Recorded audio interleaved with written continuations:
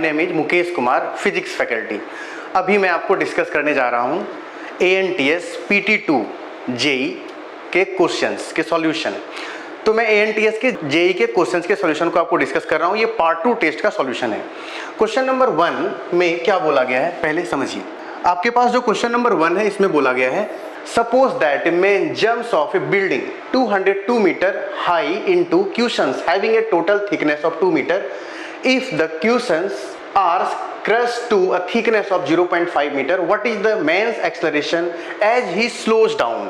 तो आपको एक पिक्चर दिख रहा होगा कि यहाँ पर एक दीवार क्या है, एक यहाँ पे वॉल है और इस वॉल का आपके पास हाइट दिया हुआ है। वॉल का आपका हाइट कितना दिया हुआ है 202 मीटर। मीन्स एक दीवार है और इस दीवार का हाइट क्या है 202 मीटर। इस दीवार पर यहाँ पर नीचे जो ग्राउंड फ्लोर है, इस ग्राउंड फ्लोर में आपको एक क्यूशंस मीन्स आपको एक कर्टेन्स, आपको एक गद्दा टाइप का चीज दिख रहा है और इसका जो हाइट दिया हुआ है वो आपको कितना दिया हुआ है, इसका हाइट आपको दिया हुआ है 2 मीटर। क्वेश्चन में ये बोला कि एक आदमी है, एक मैन है जो जंप कर जाता है। कहाँ से जंप करता है? यहाँ से, इस टॉप पोर्शन से जंप करके नीचे चला आया। जैसे ही ये आदमी यहाँ से जंप करके इस पर आएगा तो ये क्या हुआ, ये पोर्शन इसका दब गया। कितना दबा? तो क्वेश्चन में बोला गया है कि if the questions are crushed into a thickness of 0.5 metre, means ये टोटल 2 मीटर का था और जब ये आदमी यहाँ पर जंप लगा दिया तो ये बचा कितने का? ये बचा आपको 0.5 मीटर का। इट मीन्स जब ये आदमी यहाँ से जंप किया होगा तो ये क्या हुआ होगा, ये दब गया होगा। और जब ये दब गया होगा तो कितना दबा होगा? दबने के बाद ये पोर्शन बच रहा है मेरा कितना, 0.5 मीटर। इसका ये मीनिंग हुआ कि टोटल ये वाला जो पोर्शन हुआ होगा, जो क्रश्ड हुआ होगा, ये जो दब गया होगा, ये कितना गया होगा 1.5 मीटर। तो 1.5 मीटर हो गया, ये तो हम लोगों को पता चल गया। अब आगे हम लोग डिस्कस करते हैं कि इसका कहानी क्या है, टोटल कैसे बनाएंगे। क्वेश्चन में क्या बोला गया कि एक वॉल है, एक दीवार है 202 मीटर के हाइट का। 202 मीटर के हाइट से एक कूद गया। जैसे ही जंप लगाया, जब ये यहाँ गिरा होगा तो इसका वेलोसिटी निकाल सकते हैं। हाँ, निकाल सकते हैं। कैसे निकाल सकते हैं, आइए समझते हैं। सबसे पहले क्या करें, इसको मान लेते हैं A, इस पॉइंट को मान लेते हैं B और इस पॉइंट को मान लेते हैं C। C जो मेरा पॉइंट है वो ग्राउंड पर पॉइंट है। तो ये वाला A से C का टोटल डिस्टेंस है 202 और B से C का टोटल डिस्टेंस आपको दिया हुआ है कितना, 2 मीटर। मीन्स ये वाला जो डिस्टेंस आएगा, ये वाला, ये कितना आएगा 202 minus 2 means 200 metre. It means आप ये कह सकते हैं कि जब ये मैन जंप करेगा तो 202 मीटर जंप करके नीचे गिरेगा। तो B पॉइंट पर इस आदमी का वेलोसिटी क्या होगा, इस मैन का वेलोसिटी चाहिए। कहां पर आपको चाहिए? B पॉइंट पर। कैसे निकालें B पॉइंट पर वेलोसिटी? आप यहां पर लिखे A से B के लिए फॉर्मूला लगाया गया, A से B के लिए क्या, इनिशियल वेलोसिटी 0, फाइनल वेलोसिटी मैं निकालना चाहता हूं। मैं फाइनल वेलोसिटी निकालना क्यों चाहता हूं? ताकि यहां से यहां का इक्वेशन निकाल पाए, इक्वेशन हम लगा पाए। तो मैंने क्या किया, A से B के लिए इनिशियल वेलोसिटी 0 था, 0 लिख दिया। What is the value of displacement for A to B? जब ये पार्टिकल A से चलकर B पे आया, जब ये आदमी A से चलकर B पर आया तो A से B का डिस्प्लेसमेंट आपके पास दिया हुआ है 200 मीटर और माइनस साइन के साथ। माइनस इसलिए क्योंकि मैंने साइन कन्वेंशन यूज किया है, पार्टिकल नीचे गिर रहा है इसलिए ऐसा किया गया है। और एक्सेलरेशन क्या होगा, एक्सेलरेशन यहाँ पे मोशन अंडर ग्रेविटी है। अगर यहाँ पर मोशन अंडर ग्रेविटी है तो आप ये कह सकते हैं कि एक्सेलरेशन का वैल्यू है -10 मीटर पर सेकेंड स्क्वायर। मैं चाहता हूं कि जब ये आदमी जंप करेगा, जब ये इससे टकराएगा, किससे टकराएगा, इस क्वेश्चन से टकराएगा, उस टाइम पर उसका वेलोसिटी क्या होगा। तो आप वेलोसिटी निकालने की कोशिश करते हैं। वेलोसिटी का इक्वेशन आया v square equal to u square plus 2s, u का वैल्यू हो गया 0 का स्क्वायर, 2 इंटू a का वैल्यू -10 इंटू डिस्प्लेसमेंट, डिस्प्लेसमेंट का वैल्यू हो गया -200। ये वैल्यू आपको मिलेगा कितना, 4000 metre per second. Means velocity का रूट में वैल्यू आएगा क्योंकि ये वाला वैल्यू क्या है आपका v स्क्वायर है। इसका मतलब ये हुआ कि जब ये आदमी यहां से जंप करके इस क्वेश्चन से टकराएगा तो टकराने के बाद उस आदमी का वेलोसिटी क्या होगा, 4000 मीटर पर सेकेंड। अब क्वेश्चन हमारा क्या है, क्वेश्चन आपके पास ये है कि यहां से चलकर जब D पर पहुंचेगा, B से D पर पहुंचेगा तो क्या मोशन अंडर ग्रेविटी काम करेगा? आंसर है नहीं। क्यों? क्योंकि B से C के लिए मोशन अंडर ग्रेविटी नहीं है, बल्कि ये क्वेश्चन है, ये एक मटेरियल है जो दब जा रहा है। इसका मतलब यहाँ मोशन अंडर ग्रेविटी नहीं है। तो हम लोग पहले बी से डी के बारे में सोचते हैं। यहां से लेकर यहां तक का लेंथ आपको दिया हुआ है 2 मीटर और ये दिया हुआ है 0.5। तो ये लेंथ जो आएगा B to D वो कितना आएगा? B to D का जो लेंथ आएगा वो आपका है 1.5 मीटर। तो हम लोग सबसे पहले B to D के बारे में सोचते हैं। B से चलकर B to D। जब B to D के बारे में सोचा तो पता चला कि B पर जब ये आदमी टकराया, B पर आदमी जंप किया और जब टकराया उस वक्त उसका वेलोसिटी कितना था? उसका वेलोसिटी था √4000 मीटर पर सेकेंड। और यही वाला जो वेलोसिटी है ये क्या बन जाएगा? इनिशियल। किसके लिए? B से D के लिए। तो हम लोग B से D के लिए क्या कर दिए? इनिशियल वेलोसिटी लिखे √4000 मीटर पर सेकेंड। उसके बाद what is the final velocity? जब ये आदमी इस पर टकरा कर यहां से चलकर यहां तक गया तो स्लो डाउन हो गया। मतलब एक गद्दा था और ऐसे से धीरे धीरे जाकर रुक गया। मींस यहां पर स्लो डाउन हो गया। जब स्लो डाउन हो गया मींस फाइनल वेलोसिटी आप क्या कह सकते हैं? Final velocity of the particle is 0। तो आप यहां पर लिखे final velocity of the particle is 0। Acceleration का वैल्यू आपको निकालना है। What is the displacement of the particle? अगर आप डिस्प्लेसमेंट की बात करें तो पार्टिकल B से D चलकर आया और B से D का जो डिस्प्लेसमेंट है वो है 1.5 मीटर। तो B से D का डिस्प्लेसमेंट लिखते हैं 1.5 मीटर माइनस साइन के साथ, क्योंकि हम नीचे आ रहे हैं। आपको निकालना क्या है? क्वेश्चन में क्या बोला गया था? What is the main acceleration as he slows down? जब वो B से D पर जाता है, B से D पर स्लो डाउन होता है उस वक्त आपको एक्सेलरेशन निकालना है। एक्सेलरेशन आपको किसका निकालना है? मैन का एक्सेलरेशन निकालना है। तो मैन का एक्सेलरेशन कैसे निकालेंगे? फॉर्मूला लगाए, u पता है, v पता है, s पता है और आपको एक्सेलरेशन चाहिए तो फॉर्मूला लगाया गया v square equal to u square plus 2as। v square का मतलब 0 का स्क्वायर, u स्क्वायर का मतलब हो गया 4000 का स्क्वायर, √4000 का स्क्वायर आ गया 4000 प्लस 2 इंटू एक्सेलरेशन निकालना है और s का वैल्यू है 1.5।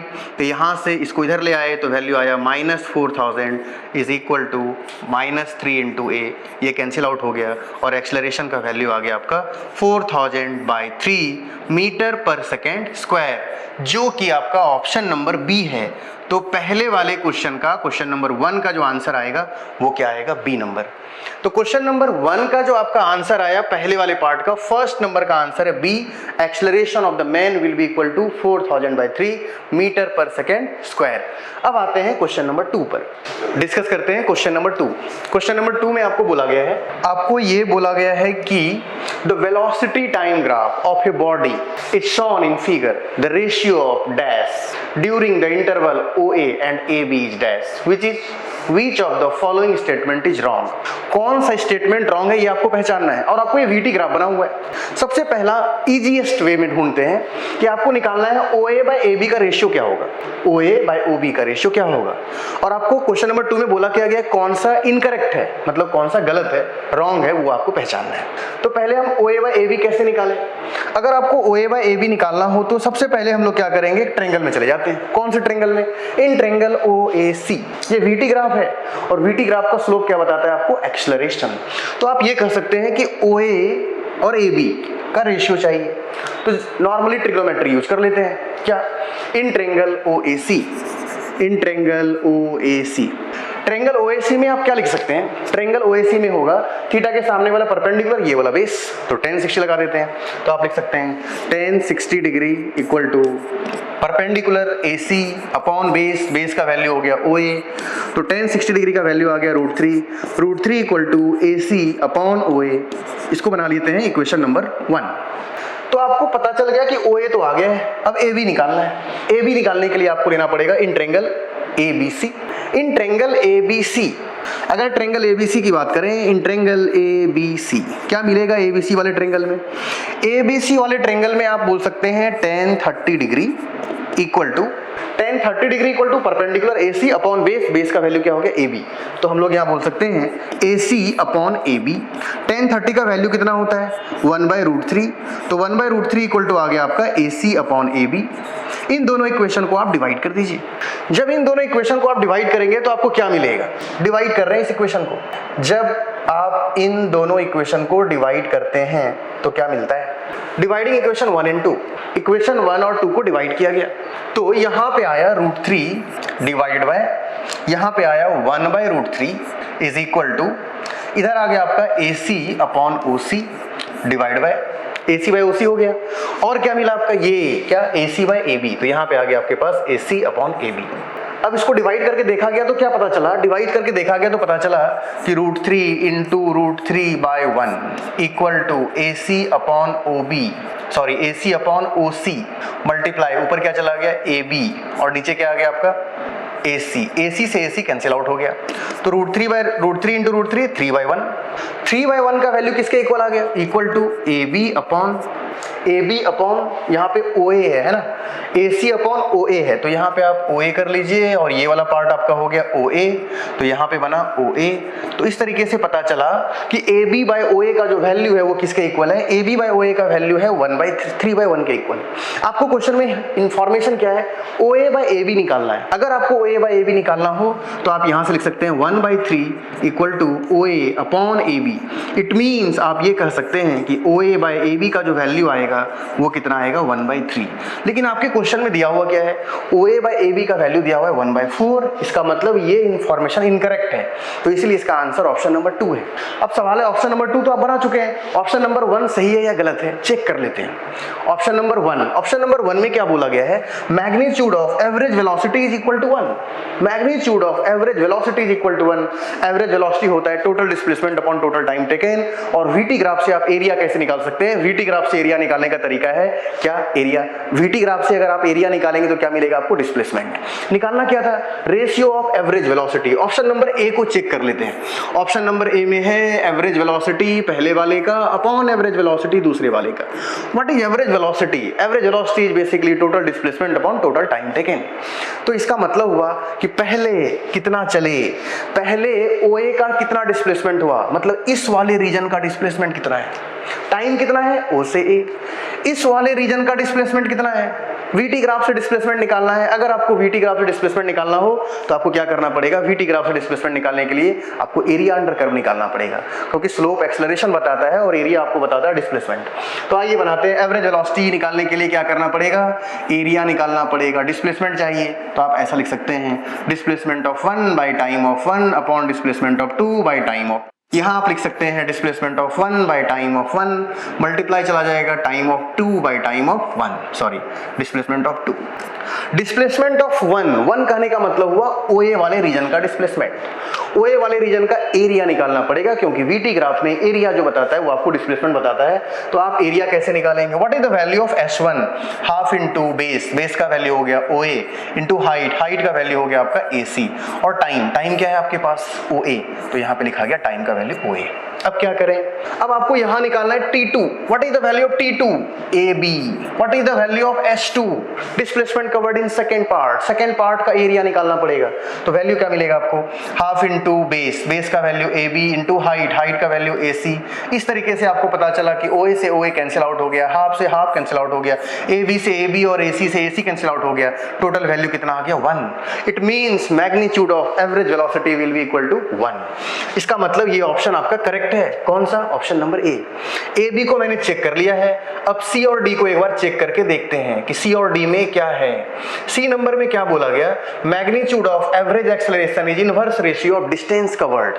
Magnitude of average acceleration, option number C को मैं चेक कर लेता हूं। ऑप्शन नंबर C में है magnitude of average acceleration, magnitude of average acceleration मतलब एक्सेलरेशन 1 अपॉन एक्सेलरेशन 2 का मैग्नीट्यूड का रेशियो चाहिए, मैग्नीट्यूड का रेशियो चाहिए।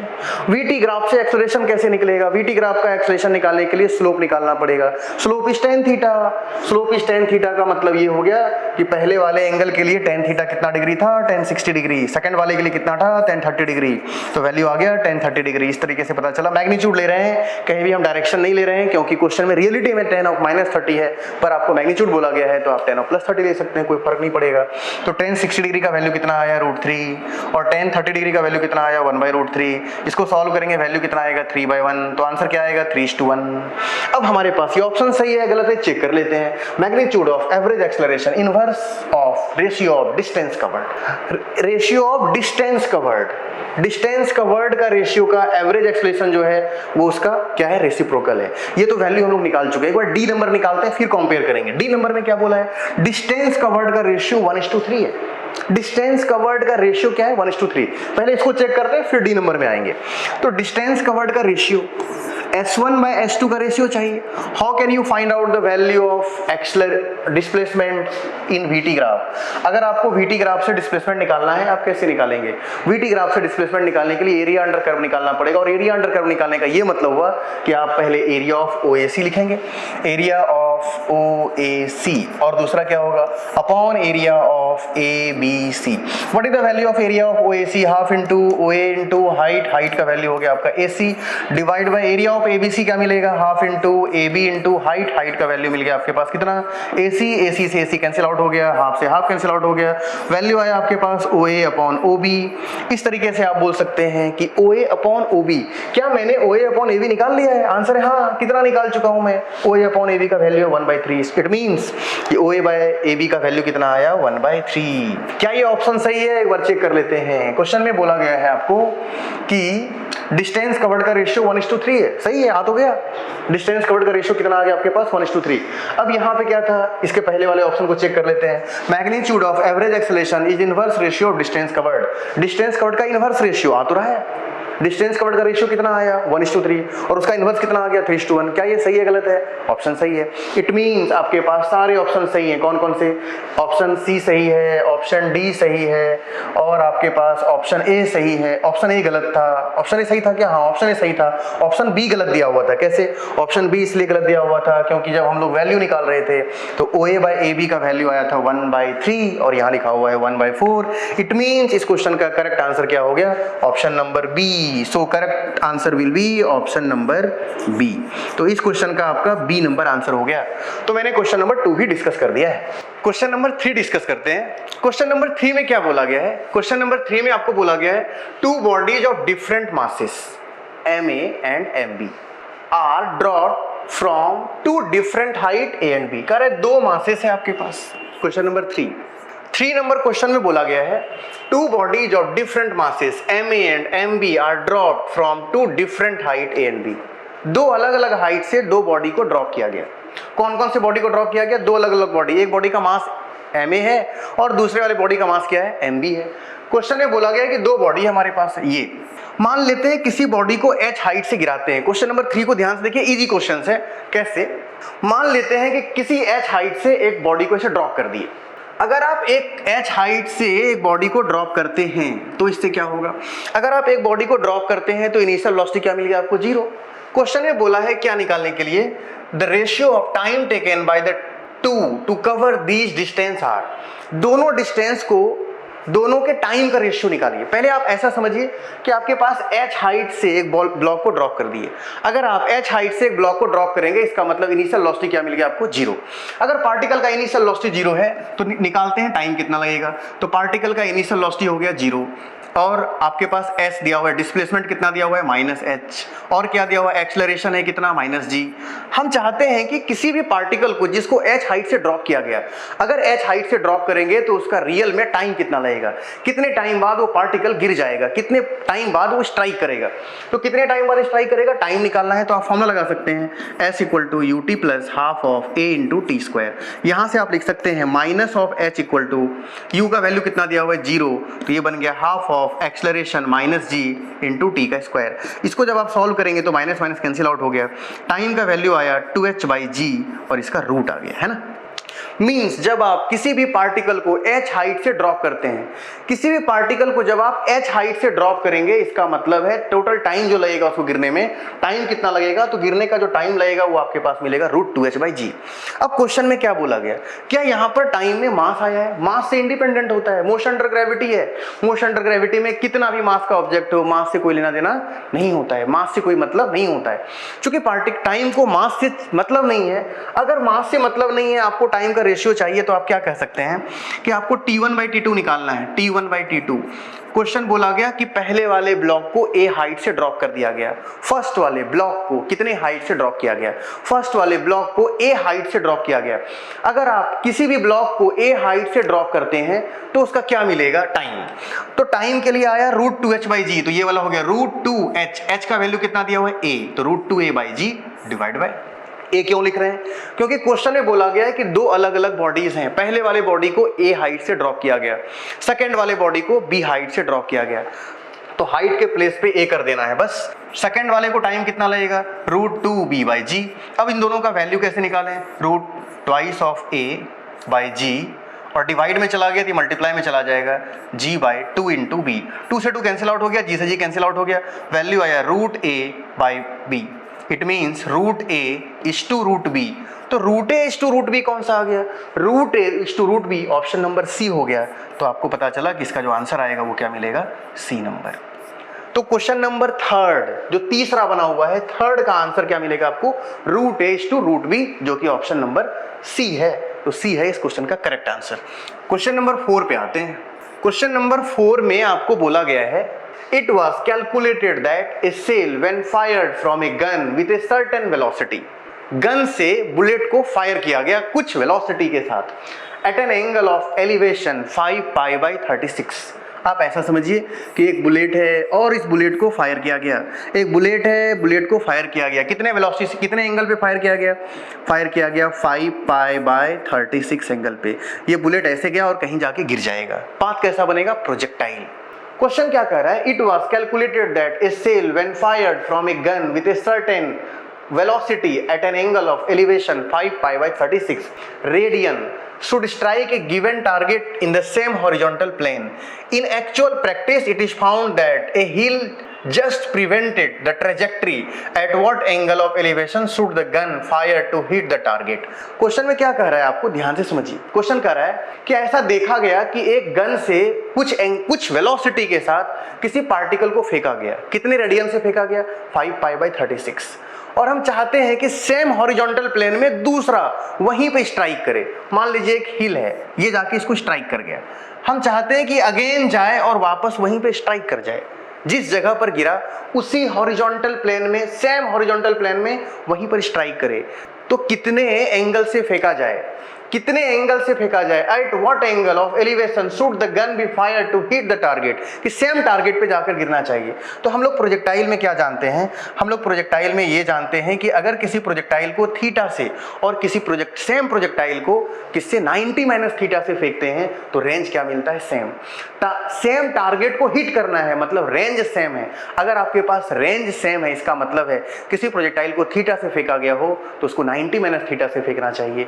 इसका मतलब ये हुआ कि पहले थीटा का वैल्यू आपको कितना दिया हुआ है, 5π/36। अगर थीटा का वैल्यू 5π/36 है तो जो सेकंड प्रोजेक्टाइल होगा सेम वेलोसिटी से कितने डिग्री पे फेंका जाएगा, कितने रेडियन पे फेंका जाएगा।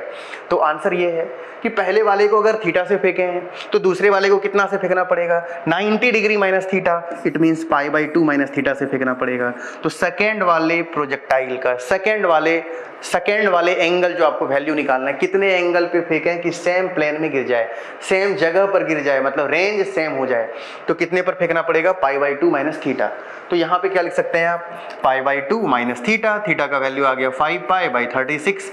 इसको सॉल्व किया गया तो वैल्यू आया एलसीएम 36, और ये आपका मिल गया 18π - 5π, 18 में से 5 चला गया तो वैल्यू आया 13π/36। तो आंसर आ गया ऑप्शन नंबर 13π/36। ऑप्शन नंबर क्या हो गया आपके पास, डी।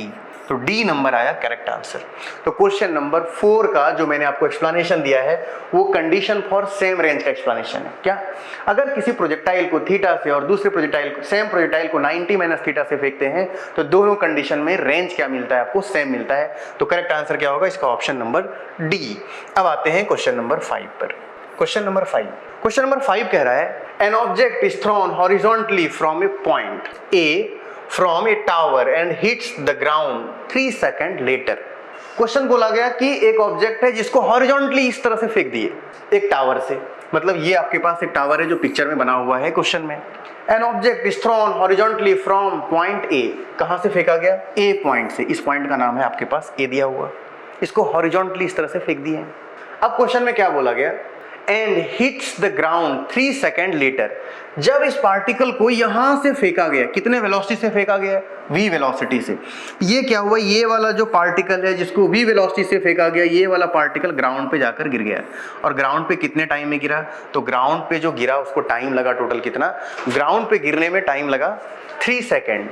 तो 3 सेकंड में कितना चला होगा डिस्प्लेसमेंट। ये वाला लेंथ अगर आपको निकालना हो ग्राउंड पे कितना चला होगा, जब ये स्ट्राइक कर रहा है, क्वेश्चन में दिया हुआ है the line from A to B makes an angle of 30 degree, means जब ए और बी को ज्वाइन करा गया ये वाला, तो ये एंगल आपको दिया हुआ है 30 डिग्री।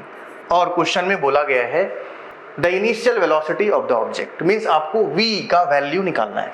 तो v का वैल्यू हम कैसे निकाल सकते हैं, क्वेश्चन में बोला गया कि ये एक टावर है और इस टावर से हॉरिजॉन्टली इस तरह से एक बॉल को फेंक दिया गया, स्पीड क्या है उसका, स्पीड दिया हुआ है आपको v, और ये वाला पार्टिकल यहां से चलकर यहां पर आके टकराता है, ये एंगल 30 डिग्री है, तो आपको बोला गया है 3 सेकेंड में टकराता है। इट मीन्स ए से चलकर बी तक आने का टाइम दिया हुआ है 3 सेकेंड। तो आप ये लिख सकते हैं initial velocity in Y axis equal to 0।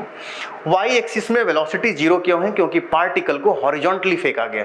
अगर पार्टिकल को हॉरिजॉन्टली फेंका गया तो इनिशियल वेलोसिटी वाई एक्सिस में कितना है 0, और एक्सेलरेशन इन वाई एक्सिस कितना होता है -g, means -10 metre per second square. Time कितना लगा गिरने में, क्वेश्चन में दिया हुआ है कि ये पार्टिकल 3 सेकेंड में गिर जाता है। अगर ये पार्टिकल 3 सेकेंड में गिर जाता है, इसका मतलब है टाइम का वैल्यू दिया हुआ है 3 सेकेंड। यहां से आप फॉर्मूला लगा सकते हैं SY equal to UY into T plus half of AY into T square. तो SY का वैल्यू निकालना है, UY का वैल्यू 0 है, तो half of AY is -10 into T square is 3 का स्क्वायर। इसको सॉल्व किया गया तो आपका वैल्यू आ गया -45 मीटर। व्हाट -45 मीटर, -45 का रियल मीनिंग क्या है, माइनस साइन दिखा रहा है कि पार्टिकल नीचे आ रहा है। इट मीन्स आप यहां से ये बोल सकते हैं कि इस टावर का जो हाइट आएगा वो क्या मिलेगा 45 मीटर। अब क्वेश्चन में हम लोगों को निकालना क्या है, the initial velocity of the object. अगर ये एंगल 30 डिग्री है तो ये एंगल भी कितना होगा 30 डिग्री, क्योंकि ये दोनों आपस में क्या है अल्टरनेट इंटीरियर एंगल है। तो ए बी आपको ये एंगल 30 था, ये एंगल 30 हो गया, हाइट ऑफ द टावर निकाल चुके हैं। इस वाले पॉइंट का नाम भी दिया हुआ है सी। हम चाहते हैं कि BC का लेंथ निकाल लें। BC का लेंथ कैसे आप निकाल सकते हैं, ट्रिग्नोमेट्री यूज करते हैं। थीटा के सामने वाला परपेंडिकुलर, ये वाला बेस, तो आपको लगाना होगा tan थीटा, लगाया गया tan theta, tan 30 degree equal to tan 30 degree का जो वैल्यू आपको मिलेगा वो क्या मिलेगा, परपेंडिकुलर AC है और बेस क्या है BC है, तो यहाँ पे लिखा गया AC अपॉन BC। tan 30 का वैल्यू आ गया 1/√3 इक्वल टू AC का वैल्यू हम लोग ऑलरेडी निकाल चुके हैं जो कि हाइट ऑफ टावर है, और हाइट ऑफ टावर का जो वैल्यू है वो कितना है 45 मीटर। तो यहाँ से आ गया AC का वैल्यू 45 डिवाइडेड बाय BC। इस तरीके से आपको पता चलेगा कि BC का वैल्यू आया 45√3 मीटर। एक्चुअली क्वेश्चन में BC फाइंड आउट नहीं करना है, क्वेश्चन में क्या फाइंड आउट करना है आपको, क्वेश्चन में बोला गया है क्या, द इनिशियल वेलोसिटी V का वैल्यू निकालें, और यहां से लेकर यहां तक C से लेकर B तक का जो डिस्प्लेसमेंट आया इसको हम लोग क्या बोलते हैं, C से B के डिस्प्लेसमेंट को बोल सकते हैं डिस्प्लेसमेंट अलोंग एक्स एक्सिस। तो आप इक्वेशन बना सकते हैं displacement along X axis, Sx equal to UX into T plus half of AX into T square. What is Sx? Displacement along X axis means C to B। C to B already हम लोग find कर चुके हैं, कितना आया है 45√3। UX means initial velocity इन X axis. जब particle को हॉरिजॉन्टली फेंका गया यहां से टावर से, तो स्पीड क्या दिया हुआ है, हॉरिजॉन्टल वेलोसिटी v दिया हुआ है, तो आप इसको यहां लिख सकते हैं v into time up. Time का वैल्यू क्या है हमारे पास, टाइम का वैल्यू ऑलरेडी दिया हुआ है 3 सेकेंड में पहुंच गया है, मतलब टाइम का वैल्यू पता है। What is the acceleration in projectile motion, acceleration in X axis is equal to 0, तो ये 0 बन गया पूरा टर्म। तो वैल्यू आया 45√3 equal to v into time लगा 3 सेकेंड, तो ये वैल्यू आ गया 15√3। इट मीन्स वेलोसिटी जो फेंका गया होगा हॉरिजॉन्टली उसका वेलोसिटी कितना आएगा 15√3 metre per second. 15√3 metre per second, इसका मतलब ये हुआ कि 15√3 को हम लोग क्या बोल सकते हैं, कितना नंबर ऑप्शन आएगा चेक करते हैं। 15√3 मीन्स ऑप्शन नंबर ए, तो 15√3 का मतलब हो गया ऑप्शन नंबर ए, तो ए नंबर इसका क्या हो गया, करेक्ट आंसर हो गया क्वेश्चन नंबर 5। अब आते हैं क्वेश्चन नंबर 6 पर। 6 नंबर क्वेश्चन में क्या बोला गया है, find the acceleration of 3 kg mass when acceleration of 2 kg mass is 2 meter per second square as shown in the figure। जो पिक्चर में आपको दिख रहा है, अभी आपको पिक्चर में क्या दिख रहा है, क्वेश्चन नंबर 6 को ड्रॉ कर लेते हैं एक बार, ध्यान से समझिए। ये क्वेश्चन नंबर 6, यहाँ पर एक ब्लॉक है, इस ब्लॉक का मास कितना दिया हुआ आपके पास 3 kg, और यहाँ पर एक स्प्रिंग है ऐसे बना हुआ, और यहाँ पर एक ब्लॉक है, इस ब्लॉक का मास कितना दिया हुआ है 2 kg, यहाँ पे फोर्स लगा कितना लगा 10 न्यूटन, और इसका एक्सेलरेशन, ध्यान से समझिए क्वेश्चन क्या कर रहा है, find the acceleration of 3 kg मास। इस 3 kg वाले मास का एक्सेलरेशन निकालना है। और क्या बोला गया, when acceleration of 2 kg mass is 2 metre per second square. अगर 2 kg वाले ऑब्जेक्ट का जो 2 kg दिख रहा है इसका एक्सेलरेशन आपको कितना दिया हुआ है, 2 metre per second square as shown in the figure. Direction बनाया गया राइट साइड। मतलब जब इस ब्लॉक पे 10 न्यूटन का फोर्स लगाया गया तो इसका एक्सेलरेशन है 2 मीटर पर सेकंड स्क्वायर। इस इंस्टेंट पे इसका एक्सेलरेशन आपको निकालना है। किसका एक्सेलरेशन निकालना है आपको, इसका 3 kg वाले ब्लॉक का। कैसे बनाएंगे, आइए बनाते हैं। सबसे पहली बात क्या करेंगे हम लोग, ऐसे समझते हैं, जब इस ब्लॉक पे फोर्स लगाएंगे इधर तो इधर क्या लग रहा होगा, स्प्रिंग फोर्स। क्या लग रहा होगा, स्प्रिंग फोर्स। तो यहाँ लिखे एफ स्प्रिंग। जब इस पे स्प्रिंग फोर्स लग रहा होगा इधर तो इस पे स्प्रिंग फोर्स किधर लगेगा, आगे, तो इस पे लगा दी स्प्रिंग फोर्स। ये तो आप जानते होंगे स्प्रिंग वाली बात, है ना। तो 2 kg वाले ब्लॉक का इक्वेशन लिखते हैं। 2 kg वाले ब्लॉक पे आगे लग रहा है 10 न्यूटन, पीछे लग रहा है स्प्रिंग, और ये चल किधर रहा है, आगे 2 मीटर पर सेकंड स्क्वायर। तो इसका इक्वेशन बनाते हैं। कैसे बनाएंगे इक्वेशन, बड़ा फोर्स 10 न्यूटन माइनस छोटा force F spring equal to m into a. यहां से सॉल्व करेंगे, वैल्यू आएगा 10 minus 4 equal to F spring. जब इसको सॉल्व करेंगे वैल्यू आएगा F spring equal to 6 newton. Spring force का वैल्यू कितना मिल गया, 6 न्यूटन। आपको स्प्रिंग फोर्स का वैल्यू पता चल गया। अब हम लोग क्या कर सकते हैं, स्प्रिंग फोर्स निकल गया, अब निकालना है क्वेश्चन नंबर 3 में क्या, यहाँ पे इसका एक्सेलरेशन क्या होगा। 3 kg वाले ब्लॉक का एफबीडी बनाते हैं। 3 kg वाले ब्लॉक पे आगे लग रहा है स्प्रिंग फोर्स, और स्प्रिंग फोर्स का वैल्यू कितना दिया हुआ आपको, 6 न्यूटन। अगर इस पर 6 न्यूटन आगे लग रहा है क्योंकि स्प्रिंग फोर्स है, स्प्रिंग फोर्स हम लोग निकाल चुके हैं। स्प्रिंग फोर्स का वैल्यू कितना आया, 6 न्यूटन। इट मींस ये ब्लॉक किधर जाएगा, आगे। एक्सेलरेशन कितना होगा, net force equal to m into a. तो एक्सेलरेशन आ गया 6/3, तो आंसर आ गया आपका 2 metre per second square. It means जो 3 kg वाला ब्लॉक है उसका भी जो एक्सेलरेशन आएगा वो कितना आएगा, 2 मीटर पर सेकंड स्क्वायर। और 2 मीटर पर सेकंड स्क्वायर हमारा क्या है, ऑप्शन नंबर बी। तो इस क्वेश्चन का जो सॉल्यूशन है, जो इसका आंसर आएगा वो क्या मिलेगा, ऑप्शन नंबर बी। तो ये हो गया हमारा क्वेश्चन नंबर 6 का सॉल्यूशन। आगे बढ़ते हैं, क्वेश्चन नंबर 7 पर आते हैं। क्वेश्चन नंबर 7 में क्या बोला गया, ध्यान से देखिए। क्वेश्चन नंबर 7 में बोला गया 2 masses m and m are attached with string as shown in the figure for the system in equilibrium we have। करे क्या, ये सिस्टम हमारा किस में, इक्विलिब्रियम में है। तो अगर सिस्टम इक्विलिब्रियम में है, 2 masses है, एक मास स्मॉल m है, एक मास कैपिटल m है, are attached with string as shown in the figure for the system to be in equilibrium we have। अगर सिस्टम इक्विलिब्रियम में है तो कौन सा रिलेशन सही है आपको निकालना है, कौन सा रिलेशन सही है। कैसे निकालें, आइए चेक करते हैं। क्वेश्चन नंबर 7 कैसे बनाया जाएगा। पहली बात, यहाँ पर एक फिक्स्ड वॉल है और यहाँ पर आपके पास एक धागा ऐसे दिया हुआ है, एक यहाँ पे धागा दिया हुआ है, यहाँ पर एक ब्लॉक है। इस ब्लॉक पे ऐसे फोर्स, एक धागा ऐसे है, एक सेकेंड इसको थोड़ा ठीक कर लेते हैं। एक धागा ऐसे बना हुआ है और ये आपका क्या है, एक वॉल है, और यहाँ पर हॉरिजॉन्टल लाइन है, ये एंगल बना हुआ है थीटा, और यहाँ पर एक पॉइंट है, यहाँ पर एक ब्लॉक है, ब्लॉक का मास आपको दिया हुआ है m, और ये हॉरिजॉन्टल वाला जो दिख रहा है आपको, ये एंगल है 45 डिग्री, ये एंगल है 45 डिग्री। और क्वेश्चन में क्या बोला गया है समझते हैं। क्वेश्चन में बोला है सिस्टम इक्विलिब्रियम में है। अगर सिस्टम इक्विलिब्रियम में हो इसका मतलब नेट फोर्स 0 होगा। अगर नेट फोर्स 0 है तो आपको बताना है कौन सा रिलेशन करेक्ट है। सिस्टम इक्विलिब्रियम में है तो नेट फोर्स 0 है, एफबीडी बना लेते हैं। नीचे क्या लगेगा, mg, ऊपर क्या लगेगा, टेंशन T1 मान लेते हैं। अगर ये इक्विलिब्रियम में है तो आप कह सकते हैं कि T1 का वैल्यू क्या होगा, mg के इक्वल। ये धागा चेंज हो गया है, इसको टेंशन को मान लेते हैं T2, इस टेंशन को मान लेते हैं T3। तो आपको ये वाला कंपोनेंट क्या मिलेगा, T2 cos 45। ये वाला कंपोनेंट क्या मिलेगा, T2 sin 45। उसी तरह से ये T3 है तो T3 का ये वाला कंपोनेंट क्या मिलेगा, T3 cos 45। उसी तरह T3 का ये वाला कंपोनेंट क्या मिलेगा, T3 sin 45। अब ध्यान से समझिए, एक चीज तो हम लोग निकाल चुके हैं कि T1 का वैल्यू किसके इक्वल है, mg के इक्वल है। इस पॉइंट पे कंसंट्रेट करते हैं, इस पॉइंट पे x एक्सिस में आगे लग रहा है T2 cos 45 और पीछे लग रहा है T3 cos 45। Since system is in equilibrium, it means net force is 0। अगर net force 0 है तो आप यहाँ से क्या लिख सकते हैं, यहाँ से आप लिख सकते हैं T3 cos 45 का वैल्यू इक्वल आएगा किसके, T2 cos 45 के। यहाँ से एक रिलेशन हम लोगों के पास आ गया। क्या रिलेशन आया, देखिए रिलेशन आया कि cos 45 से cot 45 कैंसिल आउट हो गया। इट मीन्स T3 का वैल्यू किसके इक्वल आ गया, T2 के। इसका मतलब ये समझ में आया कि जब मैंने यहाँ पे हॉरिजॉन्टल कंपोनेंट को बराबर कर दिया, हॉरिजॉन्टल कंपोनेंट को इक्वेट किया तो पता चला T3 और T2 इक्वल टेंशन है।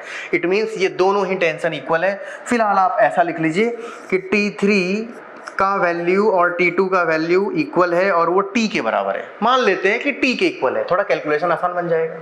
अब y एक्सिस को कंपेयर करते हैं, ये वाला।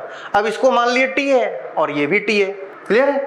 y एक्सिस में ऊपर क्या लग रहा है, टी साइन 45, T2 टी है, T3 भी टी है, तो टी साइन 45 टी साइन 45 कितना बन जाएगा, ऊपर लगने लगा 2t साइन 45, और इसका वैल्यू किसके इक्वल आएगा, नीचे क्या लग रहा है, नीचे लग रहा है ये वाला टेंशन T1, नीचे लग रहा है T1 और T1 का वैल्यू क्या है mg, it means 2t sign 45 का वैल्यू किसके इक्वल आएगा, mg के इक्वल आएगा।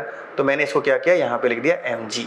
t ऊपर क्या लग रहा था, T2 साइन 45, ऊपर क्या लग रहा था, T3 साइन 45, टोटल कितना टेंशन आ गया, टोटल आ गया, क्योंकि टेंशन मैंने प्रूफ कर दिया इक्वल है, अगर टेंशन इक्वल है इसका मतलब ये हुआ कि ऊपर लग रहा है 2t साइन 45, 2t साइन 45 का वैल्यू mg के इक्वल है, तो आप यहाँ से लिख सकते हैं 2 into T into sine 45 1/√2 equal to m into g. यहाँ से आपको क्या मिलेगा, टेंशन का जो वैल्यू आएगा वो मिलेगा √2 mg/2, यहाँ से टेंशन का वैल्यू आएगा mg/√2। इट मीन्स इस धागा का टेंशन और इस धागा का टेंशन, दोनों ही धागा का टेंशन सेम आ गया, और दोनों धागा का टेंशन आया कितना, दोनों धागा का टेंशन आपको आ गया कितना, mg/√2। mg/√2 is the tension in both the string. अब आते हैं यहाँ पर, इसका मास कितना दिया हुआ था आपके पास, स्मॉल m, इस ब्लॉक का मास, इस ब्लॉक का मास कितना दिया हुआ है, कैपिटल M, ध्यान रहे कैपिटल M है, लिखा हुआ है कैपिटल M। कैपिटल M मास कितना एंगल बना रहा है, थीटा एंगल पे लग रहा है, तो कैपिटल M वाले का FBD बनाते हैं, थोड़ा समझिएगा कि कैपिटल M वाले का FBD कैसे बनाया गया। नीचे क्या लगेगा, कैपिटल M वाले मास का FBD बना रहा हूं मैं, नीचे क्या लगेगा mg, तो नीचे लग गया आपका mg, कैपिटल M इंटू जी नीचे। कुछ देर के लिए आप ऐसा मान लीजिए कि यहाँ का टेंशन, जो ऊपर वाला धागा आपको दिख रहा है, ऊपर वाले धागे का टेंशन इसका मान लेते हैं T4, क्या मान लेते हैं, T1 T2 T3 माना हुआ था T4, तो सबसे ऊपर जो आपको धागा दिख रहा है, सबसे ऊपर ये वाला, इसका टेंशन मान लिए T4। इसको थोड़ा अच्छे से FBD बनाते हैं T4 वाले का, कैसे, वो मास आपको दिख ही रहा है, एक मास ये है धागा, यहाँ पर एक ऐसे ब्लॉक ऐसे बना हुआ, इस ब्लॉक का मास m है, इसमें एक धागा ऐसे था लटका हुआ, ये भी लिख देते हैं इसको, कैपिटल M मास था, और ये एंगल हॉरिजॉन्टल से कितना बना रहा था, थीटा। इस धागा का टेंशन कितना मान लिए, T4। अगर इस धागा का टेंशन T4 है और ये सिस्टम इक्विलिब्रियम में है, तो आप क्या कह सकते हैं, नीचे लगेगा कैपिटल M इंटू जी, नीचे क्या लगेगा, कैपिटल M इंटू जी। अगर ये T4 है तो ये वाला कंपोनेंट आएगा आपको T4 cos थीटा, और ये ऊपर वाला कंपोनेंट आएगा आपको T4 sin थीटा। यहाँ से दो बात तो आ गया, T4 cos थीटा और T4 sin थीटा। अब क्या है, एक धागा इधर भी आ रहा है, और इधर वाले धागे का टेंशन कितना था, ये धागा का टेंशन T2 था, इधर का टेंशन कितना आएगा, T2 आएगा, और T2 किसके इक्वल है, T2 इक्वल है टेंशन के, T के इक्वल है, तो T2 को आप T लिख सकते हैं, मतलब ये धागा का टेंशन T है, इसको यहां मैं बना रहा हूं कि इधर वाले धागे का टेंशन हो गया T। कितना टेंशन हो गया, T। एंगल कितना आएगा, एंगल भी चेक कर लेते हैं। अगर आपके पास ये एंगल 45 डिग्री है, आप एक ऐसा ऐसा ट्रायंगल बना लें, ध्यान से देखिए, ये 45 डिग्री है, अगर ये 45 डिग्री है, ये 90 डिग्री है, तो ये एंगल भी कितना मिलेगा आपको, 45 डिग्री। ये 45 डिग्री, ये 90 डिग्री, तो ऊपर वाला एंगल भी क्या आएगा, 45 डिग्री। इट मीन्स आप ये कह सकते हैं कि ऊपर वाला जो एंगल आएगा कहाँ पर, ये एंगल, क्या यही एंगल था, चेक कर लीजिए, ये वाला एंगल जो आएगा वो कितना आएगा, 45 डिग्री, तो इस वाले एंगल को लिख दिया मैंने 45 डिग्री। अब इस T को इक्वेट, इसको क्या कीजिए, ब्रेक कीजिए, रिजॉल्व कीजिए, तो T का ये वाला कंपोनेंट कितना आएगा, T cos 45, T का ये वाला कंपोनेंट कितना आएगा, T sin 45। अगर पार्टिकल इक्विलिब्रियम में है, अगर पार्टिकल इक्विलिब्रियम में है तो आप कह सकते हैं कि T sin 45 का वैल्यू इक्वल आएगा, T sin 45 इधर लग रहा है, और आगे क्या लग रहा है, T4 cos थीटा, इसको आप लिख सकते हैं T4 cos थीटा। ऐसा क्यों लिख रहा हूं मैं, इसलिए क्योंकि पार्टिकल इक्विलिब्रियम में है। अगर इक्विलिब्रियम में it means net force zero है, अगर नेट फोर्स जीरो है इसका मतलब एक्स एक्सिस में पॉजिटिव में लगने वाला फोर्स इक्वल टू नेगेटिव में लगने वाला फोर्स, तो T sin 45 इधर लग रहा था, इधर लग रहा था T4 cos। क्लियर है यहाँ तक। अब आते हैं इस वाले में, y एक्सिस पर, y एक्सिस में ऊपर लग रहा है T4 sin थीटा, नीचे क्या लग रहा है आपका, नीचे लग रहा है T cos 45 plus mg equal to T4 sin theta. ये T4 sin थीटा कैसे, ऊपर लग रहा था T4 sin थीटा, नीचे लग रहा था T cos 45 plus mg, capital M है, ध्यान रहे, तो कैपिटल M को मैंने लिखा हुआ है। अब क्या कीजिए, इन दोनों को डिवाइड कर दीजिए। जब आप इन दोनों इक्वेशन को डिवाइड करेंगे तो आपको कैसा दिखाई देगा इक्वेशन, यहाँ पे क्या करते हैं, T4 sin theta upon T4 cos theta is equal to, इन दोनों इक्वेशन को डिवाइड कर रहा हूं मैं, T4 sin theta upon T4 cos theta is equal to क्या मिलेगा, T sin 45 divided by T sin 45 divide by क्या मिलेगा इधर, आपको मिलेगा इधर, नहीं साइन थीटा पहले लिए है ना, हाँ साइन थीटा आपका पहले लिया गया है, तो पहले इसको लीजिए, साइन थीटा को पहले ले चुका हूँ मैं, तो साइन थीटा वाला ये पोर्शन है, तो यहाँ पे आया t cos 45 degree plus capital mg और क्या मिलेगा divided by t sine 45 degree. थोड़ा इसको इस पेज में ले आते हैं और चेक करते हैं क्या आया हमारे पास, t साइन थीटा, क्या आया इधर हमारे पास t4 sine theta by t4 cos theta, t4 sine theta by t4 cos theta. तो t4 sine theta by t4 cos theta equal to कितना आया, t cos 45 degree plus mg, तो यहाँ पे लिखा गया t cos 45 degree plus m into G divided by, sine theta को divide कर रहा हूँ, पहले साइन थीटा लिया गया यहाँ ये वाला, डिवाइड बाय ये वाला क्या है t साइन 45, तो यहाँ पे लिखा गया t साइन 45। इसको आप क्या लिख सकते हैं, t4 से t4 कैंसिल आउट हो गया, sine theta by cos theta मिल गया आपको tan theta, sine by cos tan आ गया, इधर क्या मिलेगा आपके पास t cos 45, इसको अलग अलग ब्रेक कर दीजिए, divide by t sine 45 equal to क्या मिलेगा आपको, सॉरी यहाँ प्लस साइन है तो प्लस लगा देते हैं, यहाँ पे क्या मिला capital mg divide by t sine 45, तो यहाँ से t से t कैंसिल आउट हो गया, यहाँ से क्या मिला आपके पास tan theta, what is cos 45 by sine 45, cot 45, और cot 45 कितना होता है 1, तो ये बन गया आपके पास 1 प्लस mg कैपिटल में divide by what is the value of tension t, the value of tension t का वैल्यू मैंने प्रूफ कर चुका हूँ, t का वैल्यू कितना हमारे पास है स्मॉल mg बाय रूट 2, तो आप यहाँ पे वैल्यू पुट कर दीजिए स्मॉल mg बाय रूट 2, और ये साइन 45 है तो साइन 45 क्या बन गया 1 बाय रूट 2, तो ये वैल्यू क्या मिलेगा, वैल्यू मिलेगा आपके पास tan theta equal to 1 plus mg capital में divided by root 2 into root 2 क्या हो गया 2 चला गया ऊपर, नीचे बचा mg, g से g कैंसिल आउट हो गया, तो यहाँ से आपको देखकर पता चला होगा कि tan थीटा इक्वल टू क्या आ गया हमारे पास, tan theta equal to value आ गया 1 plus twice of m by m, tan theta equal to 1 plus twice of m by m, तो tan theta equal to twice of capital M by small m, 1 plus twice m by small m, कहाँ पे आया ए number, तो आपको पता चला कि question number 7 का जो आंसर आएगा वो क्या मिलेगा ए, तो क्वेश्चन नंबर 7 का आंसर आया ए नंबर। क्वेश्चन नंबर 7 का क्या आंसर आ गया ए नंबर, इजी क्वेश्चन है, आप थोड़ा टेक्निक लगाइए तो पता चलेगा, ये लेंथी कैलकुलेशन है पर इजी सवाल है, क्वेश्चन ऐसे नहीं है कि आपसे बन नहीं सकते हैं, आपसे बेशक ये क्वेश्चन बन सकते हैं, थोड़ा सा आपको मेहनत करना है। क्वेश्चन नंबर 8 क्या बोला गया है समझिए, क्वेश्चन नंबर 8 क्या कह रहा है, 8 पे हम लोग समझते हैं, ध्यान से समझिए, क्वेश्चन नंबर 8 नंबर क्वेश्चन में बोला गया है velocity of block A and B and pulley P are shown in the figure, find the velocity of P and mass C। Question में क्या बोला है ध्यान से समझिए, क्वेश्चन में बोला है क्या कि वेलोसिटी ऑफ पुली P का निकालना है, किसका निकालना है वेलोसिटी, आपको ये जो आपको दिख रहा है इसमें P पॉइंट का, P वाले का वेलोसिटी निकालना है, नहीं कहाँ निकालना है आपको, find the velocity of pulley P and mass C वाले का वेलोसिटी बेसिकली निकालना है, C वाले का वेलोसिटी आपको निकालना है, C वाले ब्लॉक का वेलोसिटी चाहिए, किसका वेलोसिटी चाहिए C वाले ब्लॉक का। पिक्चर बना हुआ है, क्या पिक्चर बना हुआ है, यहाँ पर एक ऐसे पुल्ली है, यहाँ पर ये एक ब्लॉक है, ब्लॉक का नाम क्या है A, ये ब्लॉक किधर जा रहा है नीचे, कितने से जा रहा है 20 मीटर पर सेकेंड, तो इस ब्लॉक का वेलोसिटी नीचे है 20 मीटर पर सेकेंड। यहाँ पर क्या दिया हुआ है आपको, यहाँ पे दिया हुआ है ब्लॉक का नाम B और ये जा रहा है ऊपर कितने वेलोसिटी से 10 मीटर पर सेकेंड। यहाँ पर एक धागा है और यहाँ पर एक पुल्ली है, मूवेबल पुल्ली है जो ऊपर जा रहा है कितने से 10 मीटर पर सेकेंड से, और यहाँ से एक धागा ऐसे कनेक्टेड है और एक ब्लॉक है, इस ब्लॉक का नाम है C का वेलोसिटी आपको बेसिकली बताना है, क्या बताना है C का वेलोसिटी। क्वेश्चन में कह रहा है velocity of block A B and pulley P are shown in the figure, find the velocity of pulley P and mass C। Actually C से ही पूछा है, पुली का नहीं पूछा है, किसका पूछा है C मास का, मास C मतलब ये जो C वाला पार्टिकल है, C वाला जो ऑब्जेक्ट है उसी का क्या निकालना है आपको वेलोसिटी। तो C वाले का वेलोसिटी निकालने के लिए सबसे पहले क्या करें, वेलोसिटी पुली P1 है, ये पुली P2 है, दो अलग अलग पुली है।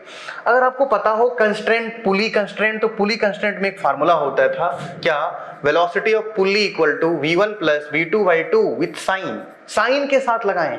तो पहले हम P1 पुली के लिए लगाते हैं, किसके लिए लगाएं, P1 के लिए। क्यों लगाएं पहले P1 के लिए, क्योंकि ये वाला पुली है, इससे एक ब्लॉक ये कनेक्टेड है, इससे ये ब्लॉक ये कनेक्टेड है, दोनों का वेलोसिटी पता है, तो आप लगाइए सबसे पहले फॉर P1 पुली, पहले वाले पुली के लिए। पहले वाले पुली के लिए क्या लिख सकते हैं आप, velocity of first pulley equal to v1 plus v2 by 2। First pulley से कौन कौन कनेक्टेड है, फर्स्ट वाले पुल्ली से कनेक्टेड है आपका फर्स्ट पुल्ली से ए और बी, तो यहां से आप लिख सकते हैं वेलोसिटी ऑफ पुल्ली नहीं पता है तो Vp1 लिख देते हैं इसको। वेलोसिटी ऑफ फर्स्ट पुल्ली यहां पे है, फर्स्ट वाले से कौन कौन कनेक्टेड है, फर्स्ट वाले से कनेक्टेड है आपका ए और बी, तो आप यहां से लिख सकते हैं Va प्लस Vb/2।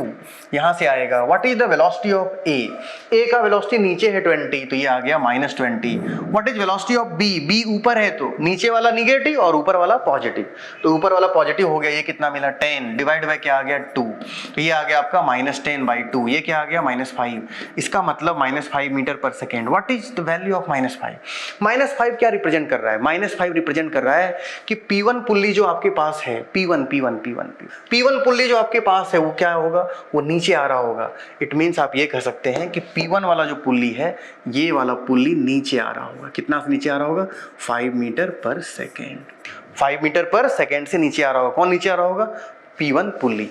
आपको निकालना किसका है, find velocity of pulley of and mass C, basically mass C वाले ब्लॉक का वेलोसिटी चाहिए। तो C वाले ब्लॉक का वेलोसिटी कैसे निकालें, तो C वाला ब्लॉक कहां से कनेक्टेड है, C वाला ब्लॉक कनेक्टेड है आपका P2 से, तो आप ऐसा लिखिए फॉर पुली P2। सेकेंड वाले पुली के लिए क्या लिख सकते हैं, लिख सकते हैं velocity of pulley 2 equal to V1 plus V2/2। फिर क्या लिखा जाएगा, what is velocity of pulley 2, क्या आपको क्वेश्चन में दिया हुआ है, सेकंड वाले का वेलोसिटी ऊपर की ओर है 10, मतलब वेलोसिटी ऑफ पुल्ली सेकंड वाले का पता है, तो आप लिखेंगे +10। व्हाट इज वेलोसिटी ऑफ 1, इस 2 वाले से कौन कौन कनेक्टेड है, 2 वाले से एक ये कनेक्टेड है, ये नीचे की ओर वेलोसिटी है कितना 5 मीटर पर सेकेंड, नीचे मतलब क्या हो गया नेगेटिव, तो आप यहाँ लिखेंगे -5 प्लस। इसके बाद आप क्या लिख सकते हैं, इसके बाद आप लिख सकते हैं वेलोसिटी ऑफ C आपको निकालना है, तो वेलोसिटी ऑफ C को क्या लिख देते हैं प्लस Vc/2, तो यहाँ से आपका आएगा 20 equal to -5 plus velocity of C, तो यहाँ से आपको मिलेगा velocity of C equal to 20 + 5 is 25 metre per second. It means आप कह सकते हैं कि C वाले ब्लॉक का जो वेलोसिटी होगा वो क्या मिलेगा 25 मीटर पर सेकेंड। तो 25 मीटर पर सेकंड का मतलब क्या हो गया, ऑप्शन नंबर डी, तो correct answer will be option number D. तो ऑप्शन नंबर डी मिला आपको आंसर, ऑप्शन नंबर डी किसका मिला आपको 8 नंबर का, तो 8 का आंसर जो आएगा वो आएगा डी। किसका निकालना था वेलोसिटी, आपको C वाले ब्लॉक का वेलोसिटी निकालना था, तो C वाले ब्लॉक का वेलोसिटी का आंसर आ गया D number. Question number 8 completed है। अब आते हैं क्वेश्चन नंबर 9 पर। क्वेश्चन नंबर 9 क्या बोला गया है, ध्यान से समझिए, ये क्वेश्चन नंबर 9 रहा आपका। क्वेश्चन नंबर 9 में कह रहा है कि आपके पास 2 ब्लॉक है। क्वेश्चन नंबर 9 में क्या कह रहा है, ए 40 kg slab rest on a frictionless floor as shown in the figure, a 10 kg block rest on the top of the slab, the static coefficient of friction between the block and slab is 0.60। Static friction दिया हुआ है किसके किसके बीच का, इन दोनों block के बीच का। और क्या दिया हुआ है, while that of kinetic friction is 0.40, इन दोनों के बीच का काइनेटिक फ्रिक्शन भी दिया हुआ है। 10 kg block is acted upon by horizontal force of 100 Newton if G equal to 9.8 meter per second square, the resulting acceleration of slab will be। Question number 9 कुछ ऐसा कह रहा है कि आपके पास एक सरफेस है, इस सरफेस पर यहाँ पर एक ब्लॉक है, इस ब्लॉक का मास कितना दिया हुआ है, ब्लॉक का मास दिया हुआ है 40 kg, और यहाँ पर एक ब्लॉक रख दिया गया है, इस ब्लॉक का मास कितना दिया हुआ है 10 kg। इस सब ब्लॉक का नाम है A, इस ब्लॉक का नाम है B, इस ब्लॉक पे इधर फोर्स लगाया गया, कितना फोर्स लगाया गया 100 न्यूटन।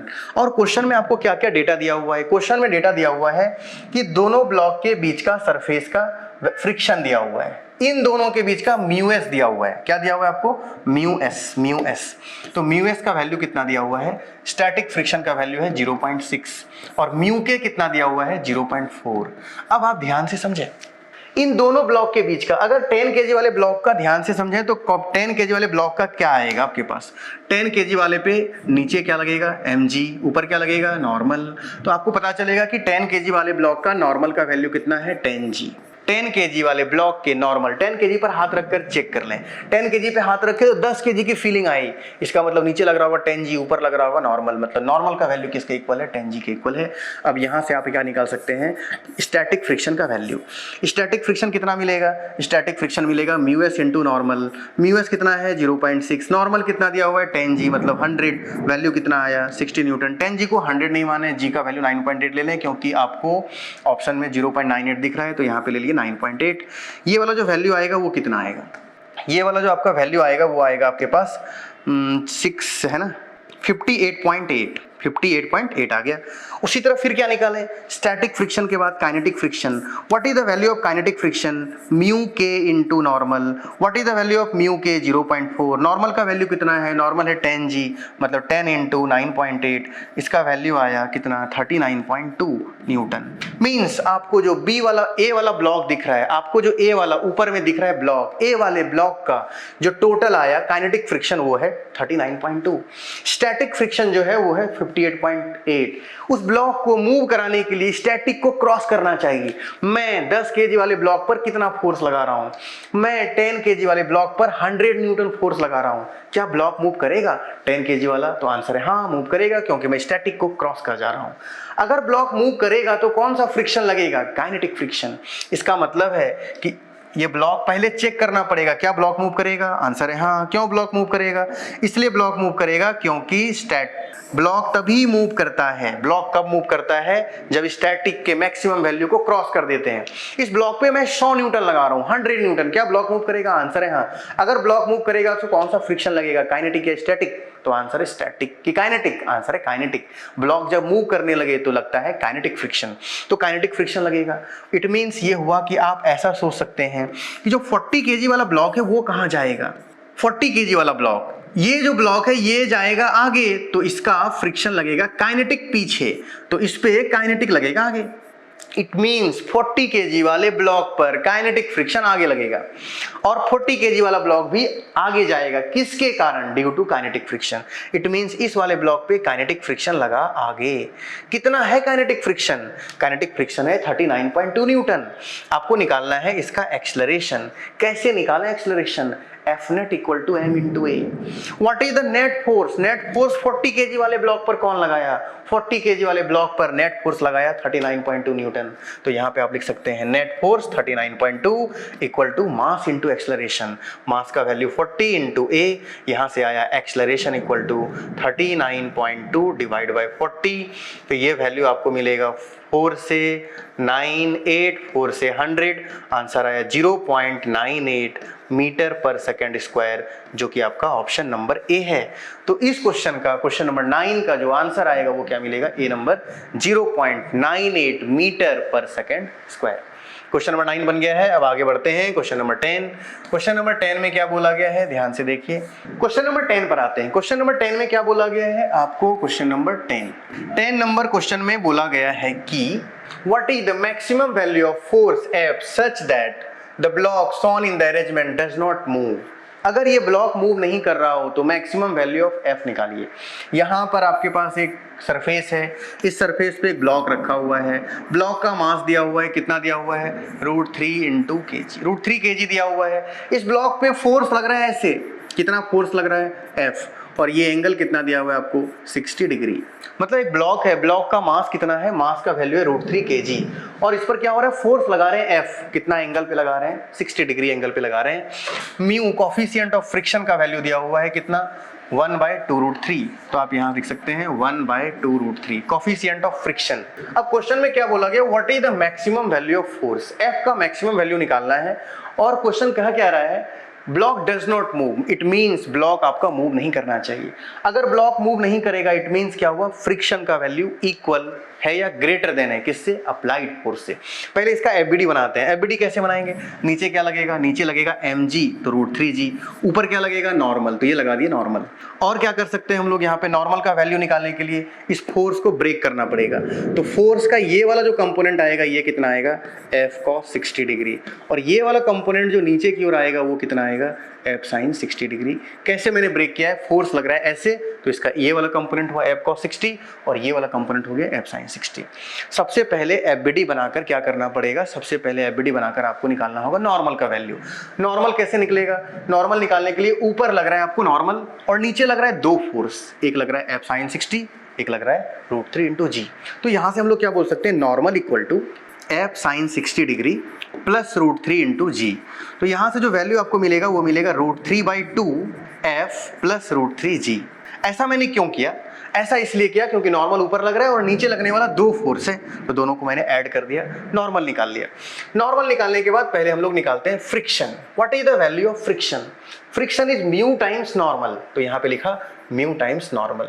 म्यू का वैल्यू है 1/2√3 और नॉर्मल का वैल्यू क्या आया है √3/2 इंटू एफ प्लस √3g। तो यहाँ से जब इसको सॉल्व किया जाएगा तो आपको वैल्यू क्या मिलेगा सॉल्व करने के बाद? जैसे ही आप सॉल्व करेंगे वैल्यू मिलेगा आपके पास, ये कैंसिल आउट हो गया, बचा f/4 और ये आपके पास आया √3 कैंसिल आउट हो गया, तो वैल्यू बचा g/2 मीन्स 5। ये निकल गया the value of friction. Question में क्या कर रहा है, f का वैल्यू निकालें और ब्लॉक मूव नहीं करना चाहिए। If block does not move, अगर ब्लॉक मूव नहीं कर रहा है इसका मतलब है फ्रिक्शन फोर्स इक्वल या ग्रेटर है।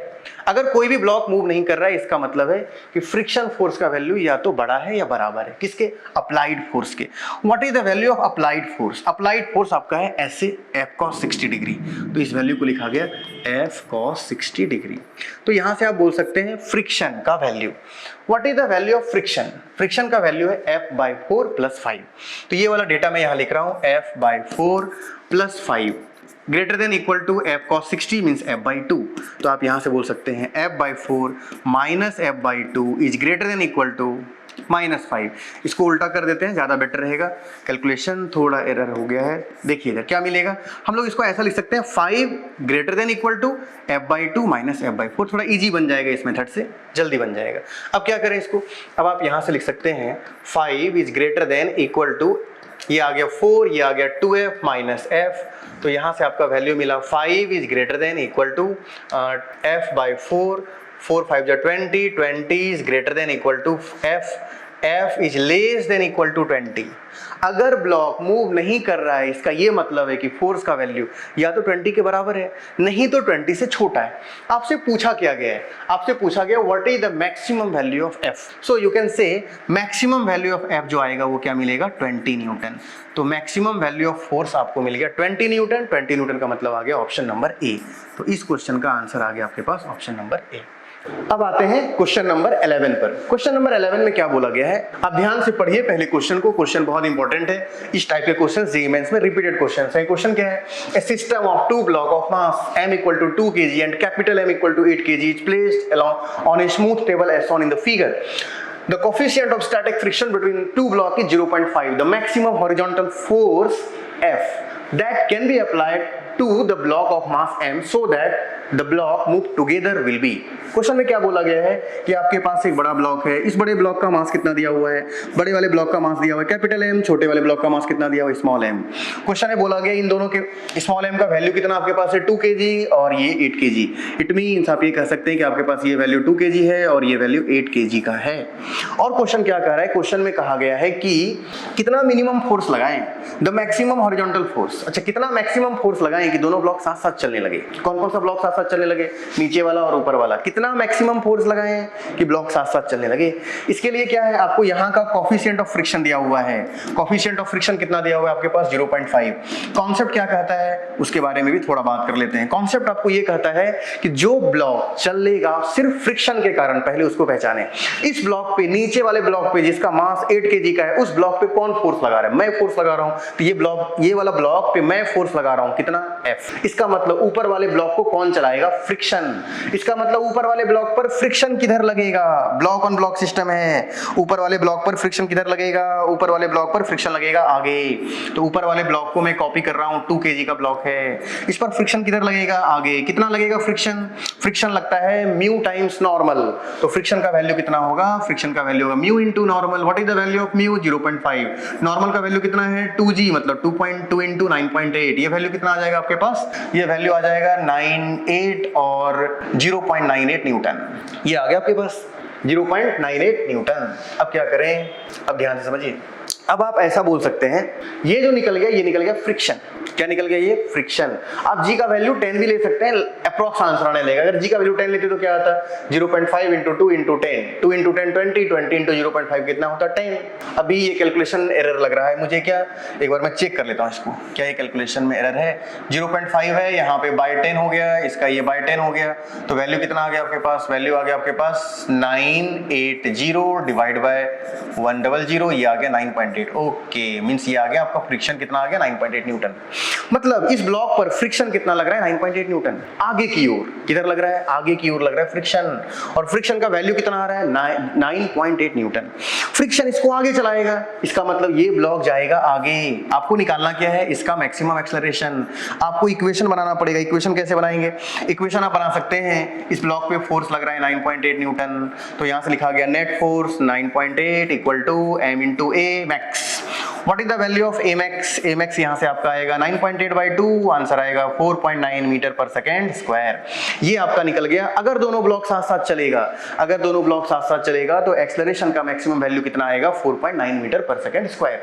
अब क्वेश्चन में क्या बोला गया है, नीचे वाले ब्लॉक पर कितना फोर्स लगाएं कि दोनों ब्लॉक साथ साथ चले। नीचे वाले ब्लॉक की बात की गई है, तो नीचे वाले ब्लॉक पर थोड़ा सोचते हैं। नीचे वाला ब्लॉक यहाँ पे है और नीचे वाले ब्लॉक का मास कितना है 8 kg। क्वेश्चन में बोला गया नीचे वाले ब्लॉक पर कितना फोर्स लगाएं कि दोनों ब्लॉक साथ साथ चले, एफ मैक्स का वैल्यू निकालिए। तो मैंने क्या किया, सबसे पहले स्टेप नंबर 1, फ्रिक्शन के कारण कौन ब्लॉक चलेगा उसको पहचाने, वहां से एक्सेलरेशन निकालें। एक्सेलरेशन निकालने के बाद सेकंड वाले में पुट कर दें। मैं पता कर चुका हूं कि एक्सेलरेशन का मैक्सिमम वैल्यू कितना है। आपके पास एक्सेलरेशन का मैक्सिमम वैल्यू है 4.9 metre per second square. It means you can say that आपका एक्सेलरेशन आ गया 4.9 मीटर पर सेकंड स्क्वायर, ये मैक्सिमम है। इक्वेशन क्या बनेगा, एक्सेलरेशन लग रहा है आगे, अगर इस ब्लॉक पे फ्रिक्शन लगा आगे तो इसका रिएक्शन किधर लगेगा, पीछे की ओर फ्रिक्शन, मतलब यहाँ पे लगा फ्रिक्शन। चूंकि नीचे वाले सरफेस में फ्रिक्शन है ही नहीं तो फ्रिक्शन का वैल्यू 0 है। अब आप इक्वेशन लिख लीजिए। इक्वेशन क्या बनेगा, F minus friction equal to m into a का वैल्यू कितना आया 4.9। अब यहाँ से आप सॉल्व कर सकते हैं, F minus what is the value of friction 9.8, तो यहाँ से आप लिख सकते हैं 9.8 इक्वल टू 39.2, और इस तरीके से आपका वैल्यू आया F इक्वल टू 39.2 प्लस 9.8। इस तरीके से आपका आंसर आ जाएगा कितना 49। तो ये आंसर आ गया आपके पास 49 न्यूटन। इसका मतलब मैक्सिमम वैल्यू ऑफ फोर्स कितना आ गया 49 न्यूटन। 49 न्यूटन का मतलब हो गया option number C. It means इस क्वेश्चन का करेक्ट आंसर क्या है, ऑप्शन नंबर सी है। तो क्वेश्चन नंबर 11 का आंसर नंबर सी हो गया। कॉन्सेप्ट जो मैंने आपको बताया वो बहुत इंपॉर्टेंट कॉन्सेप्ट है और इस तरह के क्वेश्चंस एग्जाम में आते हैं, तो option number C correct option हो गया। अब आगे बढ़ते हैं क्वेश्चन नंबर 12 पर। क्वेश्चन नंबर 12 में आपको बोला गया है, two block A and B of masses 3m and m respectively are connected by a massless and inextensible string. The whole system is suspended by a massless spring as shown in the figure. The magnitude of acceleration of A and B immediately after the string is cut. जब धागा को काट देंगे अचानक से, तो बताना है कि जब धागा को अचानक से काट देते हैं उस वक्त क्या होगा एक्सेलरेशन, किसका, ऊपर वाले ब्लॉक का और किसका, नीचे वाले ब्लॉक का। कैसे बनाते हैं ध्यान से समझिए। क्वेश्चन नंबर 12 यहाँ पे आते हैं 12 नंबर क्वेश्चन। 12 नंबर क्वेश्चन है, बोला गया ये आपके पास सीलिंग है, यहाँ पे आपके पास एक स्प्रिंग है, स्प्रिंग में स्प्रिंग फोर्स लगेगा, यहाँ पे एक ब्लॉक है, ब्लॉक का मास कितना दिया हुआ है 3m, इस ब्लॉक का नाम है A, और यहाँ पे एक धागा है स्ट्रिंग, स्ट्रिंग का मास कितना दिया हुआ है आपके पास m। बोला गया अभी ये इक्विलिब्रियम कंडीशन में है और स्ट्रिंग को काट दिया गया। The whole system is suspended by massless spring as shown in the figure. The magnitude of acceleration of A and B immediately after the string is cut.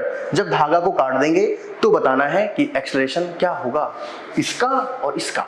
धागा को काट रहे हैं तो सबसे पहले आप क्या करें, एफबीडी बना लें इक्विलिब्रियम पोजीशन में कि इक्विलिब्रियम में क्या क्या होगा। अगर आप इक्विलिब्रियम वाले कंडीशन को बनाएंगे तो क्या मिलेगा, इक्विलिब्रियम वाले कंडीशन पे नीचे क्या लगेगा mg, ऊपर क्या लगेगा टेंशन, टेंशन का वैल्यू कितना आएगा mg, इसका एफबीडी बनाते हैं नीचे क्या लगेगा 3mg, और क्या लगेगा नीचे धागा में क्या लगेगा टेंशन, और ऊपर क्या लगेगा स्प्रिंग फोर्स, ये हो गया आपका स्प्रिंग फोर्स। स्प्रिंग फोर्स का वैल्यू कितना आएगा, स्प्रिंग फोर्स ऊपर लग रहा है और नीचे क्या लग रहा है 3mg प्लस टेंशन, 3mg भी लग रहा है और टेंशन भी लग रहा है। टेंशन का वैल्यू कितना है, अगर ये इक्विलिब्रियम में है तो टेंशन का वैल्यू mg है। इसका मतलब अभी आपको क्या दिख रहा है, नीचे 3mg नीचे mg, मतलब टोटल हो गया 4mg, ऊपर कितना लग रहा है स्प्रिंग फोर्स। इसका मतलब आप कह सकते हैं कि स्प्रिंग फोर्स का वैल्यू अभी इक्विलिब्रियम कंडीशन में 4mg के इक्वल है और टेंशन का वैल्यू अभी इक्विलिब्रियम कंडीशन में mg के इक्वल है। ये दो डेटा मैं लिख रहा हूं, मैंने दो डेटा लिख लिया। अब क्या करें, दो डेटा लिखने के बाद अब बोला गया धागा को काट दिया गया। जब आप धागा को काट देंगे तो होगा क्या, जब धागा को काट दिया जाएगा तो पिक्चर ऐसा बनेगा। धागा को काट दिया गया तो आप ऐसा समझिए, एक ब्लॉक यहाँ पे है, इसका मास कितना था 3m, और दूसरा ब्लॉक कहाँ पे था, दूसरा ब्लॉक था यहाँ पे m। धागा काटने वाले प्रॉब्लम का सॉल्यूशन क्या होता है? जब धागा काट देंगे तो टेंशन जीरो हो जाएगा।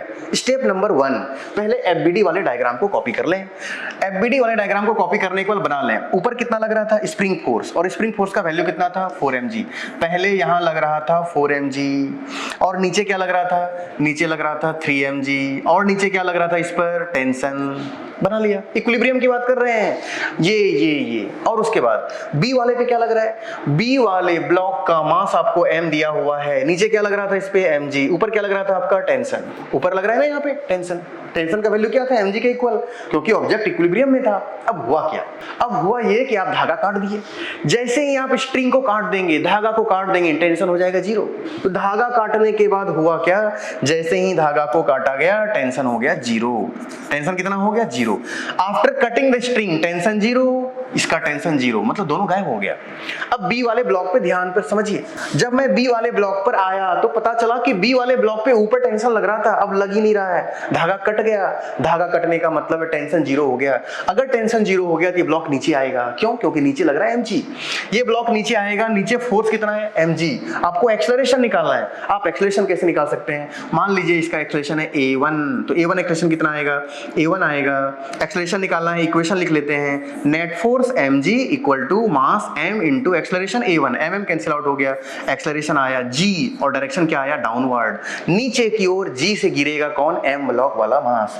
3m वाला ब्लॉक मास कहां जाएगा? अगर मैं 3m वाले ब्लॉक की बात करूं तो 3m वाले ब्लॉक पर अब टेंशन जीरो हो गया है। 3m वाले ब्लॉक पर धागा काटने के बाद नीचे क्या लगेगा? 3mg।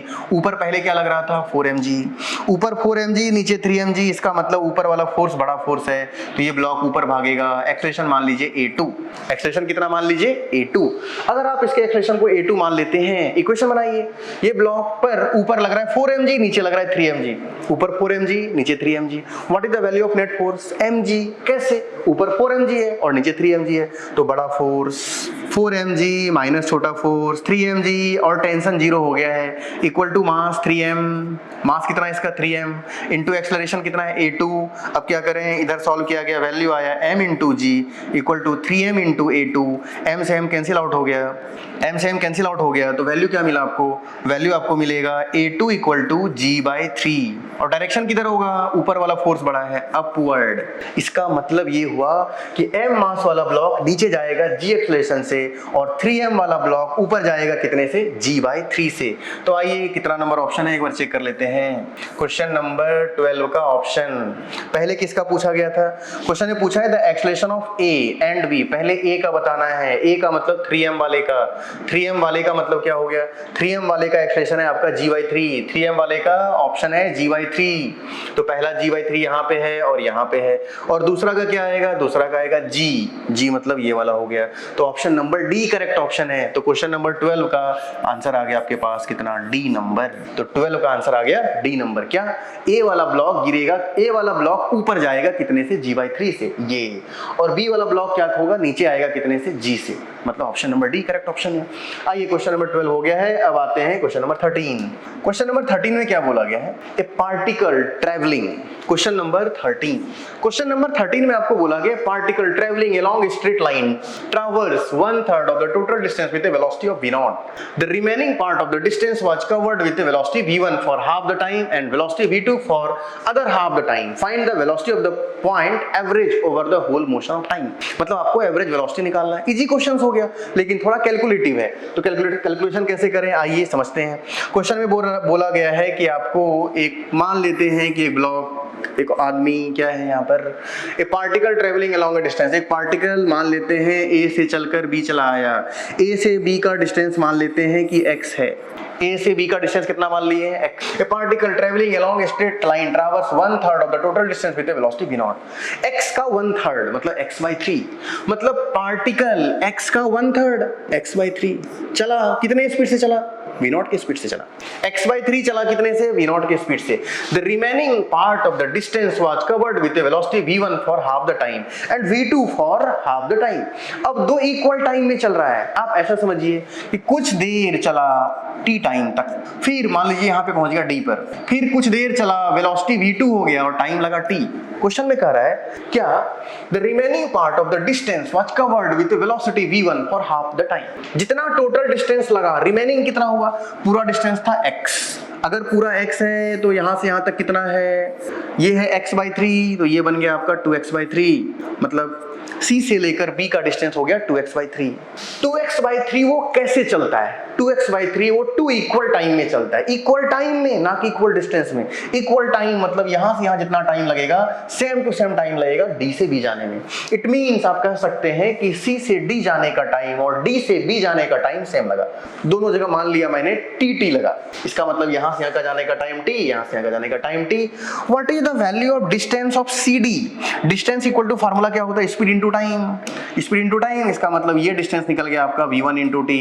यहां से यहां का डिस्टेंस कितना होगा, डिस्टेंस वेलोसिटी दिया हुआ है v2, टाइम दिया हुआ है t, तो ये आ गया आपका v2 इंटू टी। चलिए अब आप बोल सकते हैं C से D कितना चले, v1 इंटू टी, और D से B कितना चले, v2 इंटू टी। दोनों को ऐड करके डिस्टेंस, ये क्या है, v1 इंटू टी क्या है, डिस्टेंस। क्योंकि डिस्टेंस क्या होता है आपके पास, डिस्टेंस होता है स्पीड इंटू टाइम, और स्पीड दिया हुआ है v1, टाइम चला t, तो इसका मतलब ये हुआ कि डिस्टेंस का वैल्यू हो गया v1 इंटू टी, और सेकंड डिस्टेंस जो आपके पास है D से चलकर B का, उसका कितना हो गया v2 इंटू टी। मतलब ये भी डिस्टेंस है और ये भी डिस्टेंस है। हम लोग पहले से जान रहे हैं कि यहां से लेकर यहां का डिस्टेंस कितना है, 2x/3। इसका मतलब ये डिस्टेंस प्लस ये डिस्टेंस इक्वल टू 2x/3।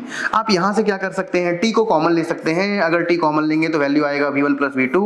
यहां आया आपके पास 2x डिवाइड बाई 3, यहां मिला टाइम इक्वल टू कितना आया, 2x divided by 3 into v1 plus v2, ये निकल गया t। अच्छा, यहां से लेकर यहां तक टाइम कितना लगा, what is the time taken by the particle from C to B? C से D t लगा है और D से B भी t लगा है, t प्लस t कितना हो गया, 2t। What is the total time from C to B? Total time from C to B, C से चलकर B का टोटल टाइम कितना लगा, 2t लगा। What is the value of 2t? 2 into T, T का वैल्यू निकाल चुके हैं, कितना निकाल चुके हैं, 2 into 2x/3 into v1 plus v2। इसको सॉल्व किया गया तो वैल्यू कितना आएगा, वैल्यू आया 4 into x divide by 3 into v1 plus v2। ये निकल गया टाइम। कहां से कहां का टाइम निकला, यहां से लेकर यहां तक का टाइम निकल गया। अच्छा, अभी मुझे A से C का टाइम निकालना है। What is the time taken by the particle from A to C? A से C का टाइम कितना लगा? अगर आपको A से C का टाइम निकालना हो तो आप क्या करेंगे, A से C का डिस्टेंस कितना है, A से C का डिस्टेंस है x/3, स्पीड कितना है v0, तो यहाँ आ गया v0। A से C का टाइम निकाल लिया मैंने, C से B का टाइम निकाल लिया मैंने। मुझे निकालना क्या था क्वेश्चन में, average velocity. What is average velocity? As we know that average velocity is basically equal to, what is average velocity? तो आपको पहले से पता है कि average velocity equal to formula होता है total displacement upon total time taken. What is the value of total displacement? जब ये पार्टिकल चल कर जाएगा, कहां से कहां जाएगा, A से चलकर B पे जाएगा, तो टोटल डिस्प्लेसमेंट कितना होगा आपके पास, x। तो आप यहां लिख सकते हैं कि टोटल डिस्प्लेसमेंट हो गया x। What is the value of total time taken? जब पार्टिकल A से चलकर B जाता है, टोटल टाइम निकालना है, तो आपको सबसे पहले यहां से यहां का टाइम निकला हुआ है, यहां से लेकर यहां तक का टाइम निकला हुआ है, इन दोनों टाइम को क्या करेंगे आप, ऐड करेंगे। जब ऐड करेंगे तो वैल्यू क्या मिलेगा, वैल्यू मिलेगा x/3 v0। तो ये हो गया x/3 v0 प्लस इधर का टाइम कितना आएगा, इधर का आपके पास टाइम आएगा 4x/3 into v1 plus v2। तो यहाँ पे आपके पास आ गया 4x/3 into v1 plus v2, ये निकल गया आपके पास। अब क्या करें, इसको सॉल्व करना है। सॉल्व करने के लिए मैंने यहाँ पे x लिखा और यहाँ पर x कॉमन ले रहा हूँ मैं। जब x को आप कॉमन ले लेंगे तो वैल्यू क्या आएगा, एलसीएम आएगा v0 into v1 plus v2। अब क्या होगा, अब आप इसको यहाँ 3 आएगा, इसको डिवाइड कर दिए, x तो कॉमन निकाल लिए हैं, तो वैल्यू क्या मिलेगा यहाँ पे v1 प्लस v2। यहाँ पे क्या हुआ, 3 कट गया, v1 प्लस v2 भी कैंसिल आउट हो गया, v0 बचा, यहाँ पे आया 4 इंटू v0। अब क्या करें, इस ब्रैकेट को बंद कर देते हैं, x कैंसिल आउट हो गया। आपके पास जो वैल्यू आया वो आया 3v0 into v1 plus v2 divided by v1 plus v2 plus 4v0। इसका ये मतलब हुआ, ऑप्शन नंबर क्या आएगा, इसका आप ध्यान से देखें तो आपको पता चलेगा कि 3v0 into v1 plus v2 divide by v1 plus v2 plus 4v0, option number ए है। तो करेक्ट आंसर आंसर आपके पास क्या मिलेगा? Option number A. It means question number क्या था ये? Question number 13। क्वेश्चन नंबर 13 का जो आंसर आया वो क्या मिला? ए नंबर। क्वेश्चन नंबर 13 का करेक्ट आंसर क्या आ गया? ए। ए का आंसर क्या है? 3v0 into v1 plus v2 divide by v1 plus v2 plus 4v0। चलिए अब डिस्कस करने वाले हैं क्वेश्चन नंबर 14। क्वेश्चन नंबर 14 में क्या बोला गया है समझते हैं। क्वेश्चन नंबर 14 में आपको बोला गया है the charge per unit length of the 4 quadrant of the ring is 2 lambda minus 2 lambda lambda and minus lambda respectively.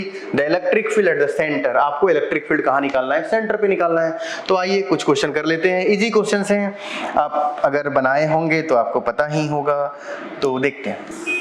ये आपके पास एक रिंग है, चलिए ये आपके पास एक रिंग है। क्वेश्चन है बोला गया the charge per unit length of the 4 quadrant. आपके पास यहाँ पे 4 क्वाड्रेंट दिख रहा होगा और हर एक रिंग के हर एक क्वाड्रेंट पे अलग अलग नेचर का चार्ज है। अगर इस नेचर के चार्ज के बारे में बात करें तो पहले हम एक्सिस ड्रॉ कर लेते हैं। आपका एक्सिस ड्रॉ करते हैं। अगर एक्सिस ड्रॉ करेंगे तो क्या होगा? ये आपके पास हो गया एक्स वाई एक्सिस और ये वाला हो गया एक्स एक्सिस और ये हो गया आपके पास सेंटर। आपको करना क्या है? रेडियस दिया हुआ है आर, बोला गया है कि सेंटर पे इलेक्ट्रिक फील्ड निकालिए और रिंग में अलग अलग पार्ट डिवाइड है। क्या क्या पार्ट डिवाइड है? डिवाइड के बारे में बात कर लेते हैं। तो सबसे पहली बात आपको दिया हुआ है the charge per unit length of the 4 quadrant of the ring is 2 lambda. Picture अगर आप देख पा रहे हैं तो आपको पिक्चर में दिख रहा होगा क्या? पिक्चर में आपको दिख रहा होगा ये वाला पार्ट है प्लस चार्ज, ये पूरा चार्ज कैसा है आपका? प्लस कितना है? 2 लैम्डा। तो ये चार्ज हो गया आपका प्लस 2 लैम्डा। अब इसी तरह ये क्या है आपका? Minus 2 lambda. ये वाला पार्ट क्या है आपका? लैम्डा प्लस लैम्डा और ये वाला क्या है आपका? Minus lambda. मतलब यहाँ से यहाँ तक निगेटिव है, यहाँ से यहाँ तक पॉजिटिव है, यहाँ से यहाँ तक निगेटिव है, यहाँ से यहाँ तक पॉजिटिव है। अगर आपने थोड़ा पढ़ाई की है तो आपको पता होगा किसी भी आर्क के कारण आर्क अगर आपके पास एक आर्क आ जाए, कॉन्सेप्ट समझ लेते हैं कि मान लेते हैं कि आपके पास ये आर्क है और ये पॉजिटिव चार्ज है या नेगेटिव चार्ज है, उससे कोई मतलब नहीं है।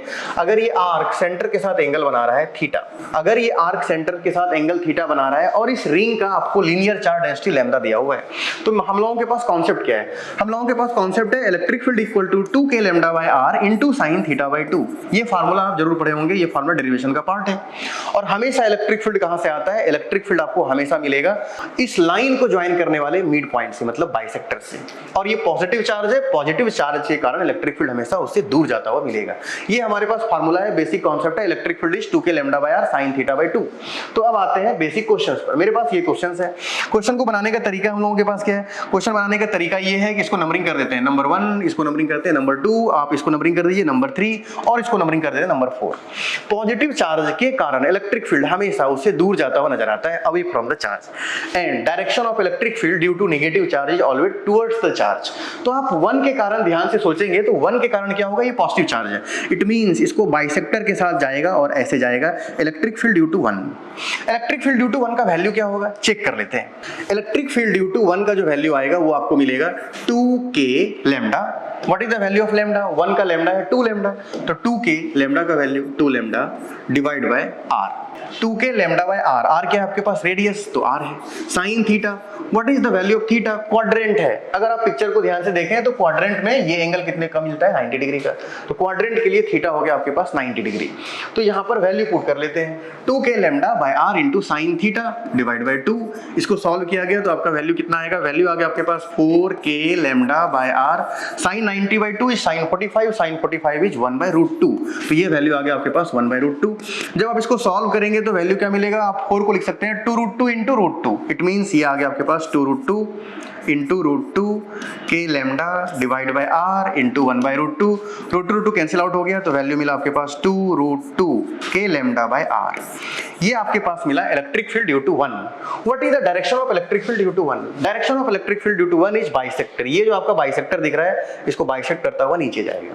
क्यों जाएगा? क्योंकि पॉजिटिव चार्ज है और पॉजिटिव चार्ज के कारण इलेक्ट्रिक फील्ड हमेशा उससे दूर जाता है।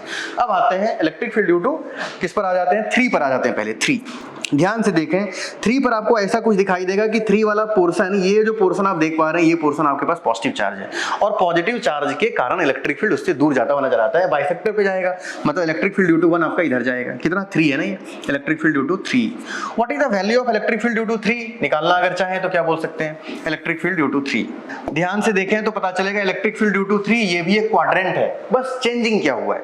अगर आप देखिएगा तो आपको पता चलेगा कि इलेक्ट्रिक फील्ड ड्यू टू 3 में और 1 में एक ही चीज का चेंज है। यहाँ पे 2 लैम्डा है और यहाँ पे लैम्डा लैम्डा है और कहीं भी कोई चेंजिंग नहीं है। अगर कहीं भी आपके पास कोई चेंजिंग नहीं है तो लिखेंगे फार्मूला 2k लैम्डा, 2 लैम्डा की जगह पे लैम्डा बाय आर साइन 90/2 1/√2, ये बन जाएगा आपका 1/√2। जब आप इसको सॉल्व करेंगे वैल्यू क्या आएगा √2k lambda by are.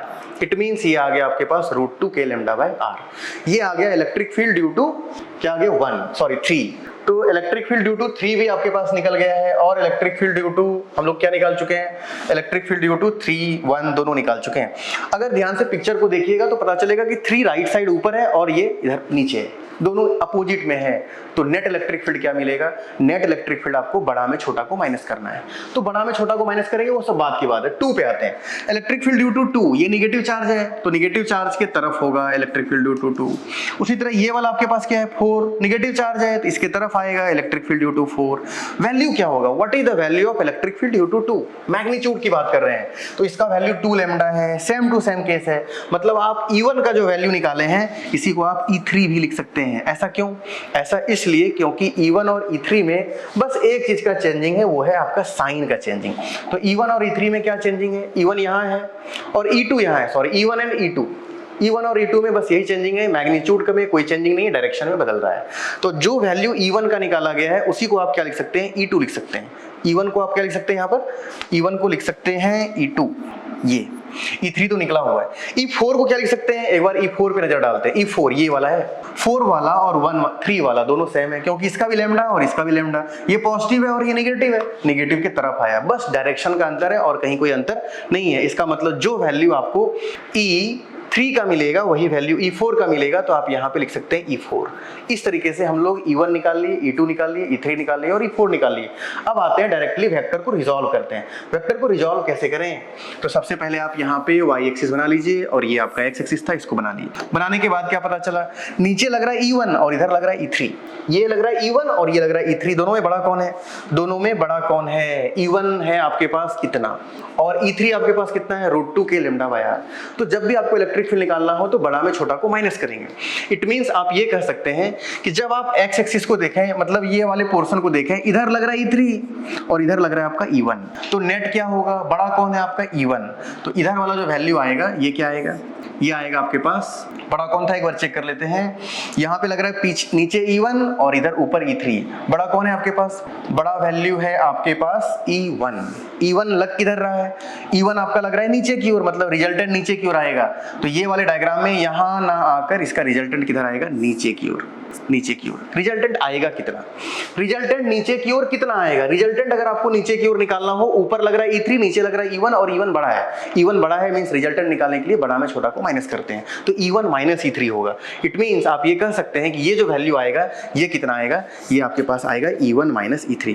What is the value of E1 minus E3, अगर कैलकुलेशन करें तो E1 का वैल्यू आपके पास है 2√2k लैम्डा बाय आर, तो यहाँ आप लिख सकते हैं 2√2k लैम्डा बाय आर। और E3 का वैल्यू कितना है, अगर आप E3 के बारे में बात करें तो आपके पास E3 का वैल्यू मिलेगा √2k lambda by r. It means आप यहाँ लिख सकते हैं √2k लैम्डा बाय आर। जब आप इसको सॉल्व करेंगे तो आपके पास वैल्यू क्या मिलेगा, 2√2 में √2 चला गया, वैल्यू आया √2k lambda upon are.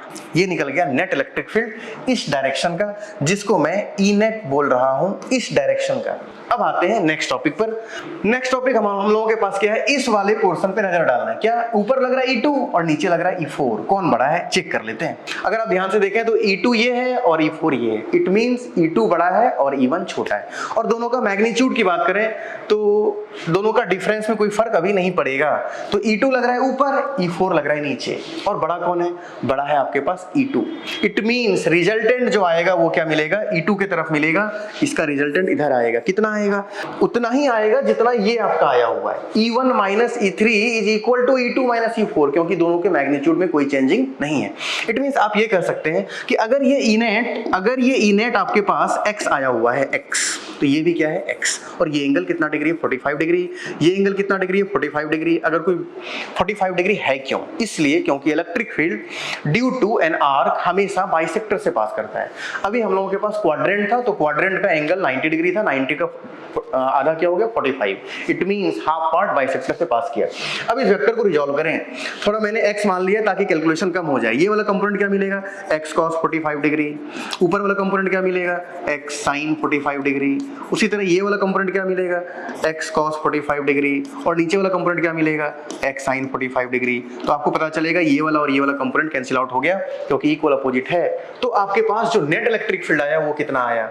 Net electric field को अगर ध्यान से देखें तो आपको पता चलेगा कि नेट इलेक्ट्रिक फील्ड का जो वैल्यू हम लोगों के पास आया हुआ है वो आया हुआ इस तरफ निगेटिव x एक्सिस में। कितना, x cos 45 plus x cos 45 that is 2x cos 45 degree.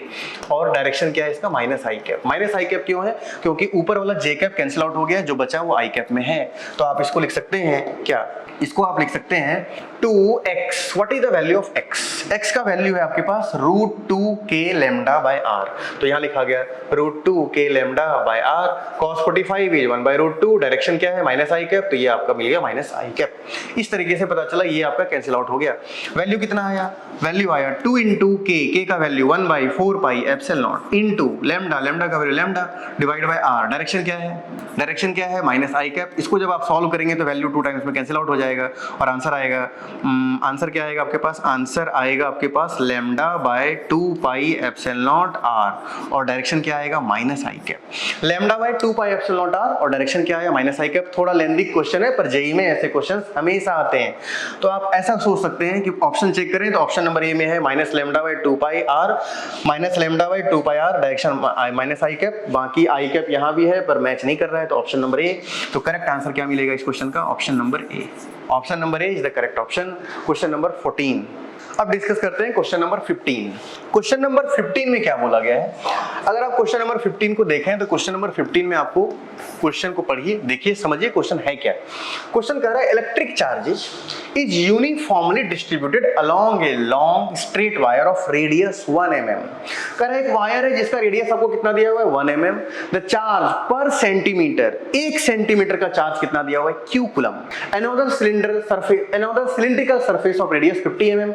ये आपके पास एक सिलिंड्रिकल सरफेस है, सिलिंड्रिकल का मतलब 3D वाले सरफेस हैं। और क्वेश्चन में क्या बोला गया है, symmetry encloses the wire as shown in the figure, the total electric flux passing through the cylindrical surface. Total electric flux cylindrical surface का निकालना है।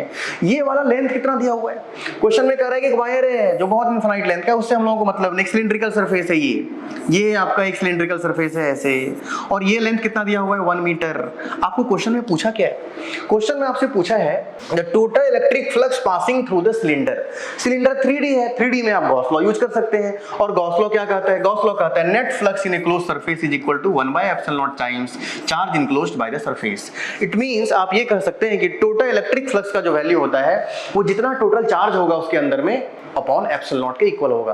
What is the value of total charge. Total charge की बात करें तो कैसे निकालें total charge, अगर आप ध्यान से देखें तो आपको पता चलेगा कि टोटल चार्ज का वैल्यू का इंफॉर्मेशन मेरे पास क्या है। टोटल चार्ज के वैल्यू का इंफॉर्मेशन हम लोगों के पास क्या है, ये इंफॉर्मेशन है q coulomb per centimetre. 1 centimetre में 1 सेंटीमीटर में q कूलम है, और ये टोटल है कितना 1 मीटर। 1 मीटर में कितना कूलम हो गया, 1 मीटर मतलब कितना सेंटीमीटर हो गया 100 सेंटीमीटर। अगर 1 सेंटीमीटर में q कूलम है तो ये वाला लेंथ आपका 100 सेंटीमीटर है। 100 सेंटीमीटर में कितना चार्ज आएगा, 1 कूलम में q है तो 100 में आएगा, 1 सेंटीमीटर में q कूलम है तो 100 सेंटीमीटर में आएगा 100 q। तो आप कह सकते हैं कि वायर जो सिलेंडर के अंदर है, सिलेंडर के अंदर वाले वायर में जो आपको टोटल चार्ज मिलेगा वो कितना मिलेगा 100 q। What is the value of net flux, q inside bye epsilon not. What is q inside 100 q, और एप्सिलॉन नॉट का वैल्यू कितना है, एप्सिलॉन नॉट तो एप्सिलॉन नॉट है। तो आंसर आ गया हमारे पास क्या, ये जी क्वेश्चंस है, आप लिख सकते हैं 100 q divide by epsilon naught. तो option number B, option number B में आपको दिख रहा होगा कि 100 q बाय एप्सिलॉन नॉट यहां पर आया हुआ है, 100 q divide by epsilon naught. तो इस क्वेश्चन का, क्वेश्चन नंबर 15 का correct answer option number B है। अब आते हैं क्वेश्चन नंबर 16 पर। क्वेश्चन नंबर 16 पर आते हैं। क्वेश्चन नंबर 16 में आपको बोला गया है 2 point charges minus q and plus q। कर आपके पास 2 पॉइंट चार्ज है, 2 पॉइंट चार्ज है। क्वेश्चन नंबर 16 में बोला गया कि 2 पॉइंट चार्ज है, एक चार्ज माइनस q है और दूसरा चार्ज आपके पास प्लस q है। दोनों के बीच का सेपरेशन कितना दिया हुआ है l, दोनों के बीच का सेपरेशन l दिया हुआ है। इसका मतलब ये एक इलेक्ट्रिक डायपोल है।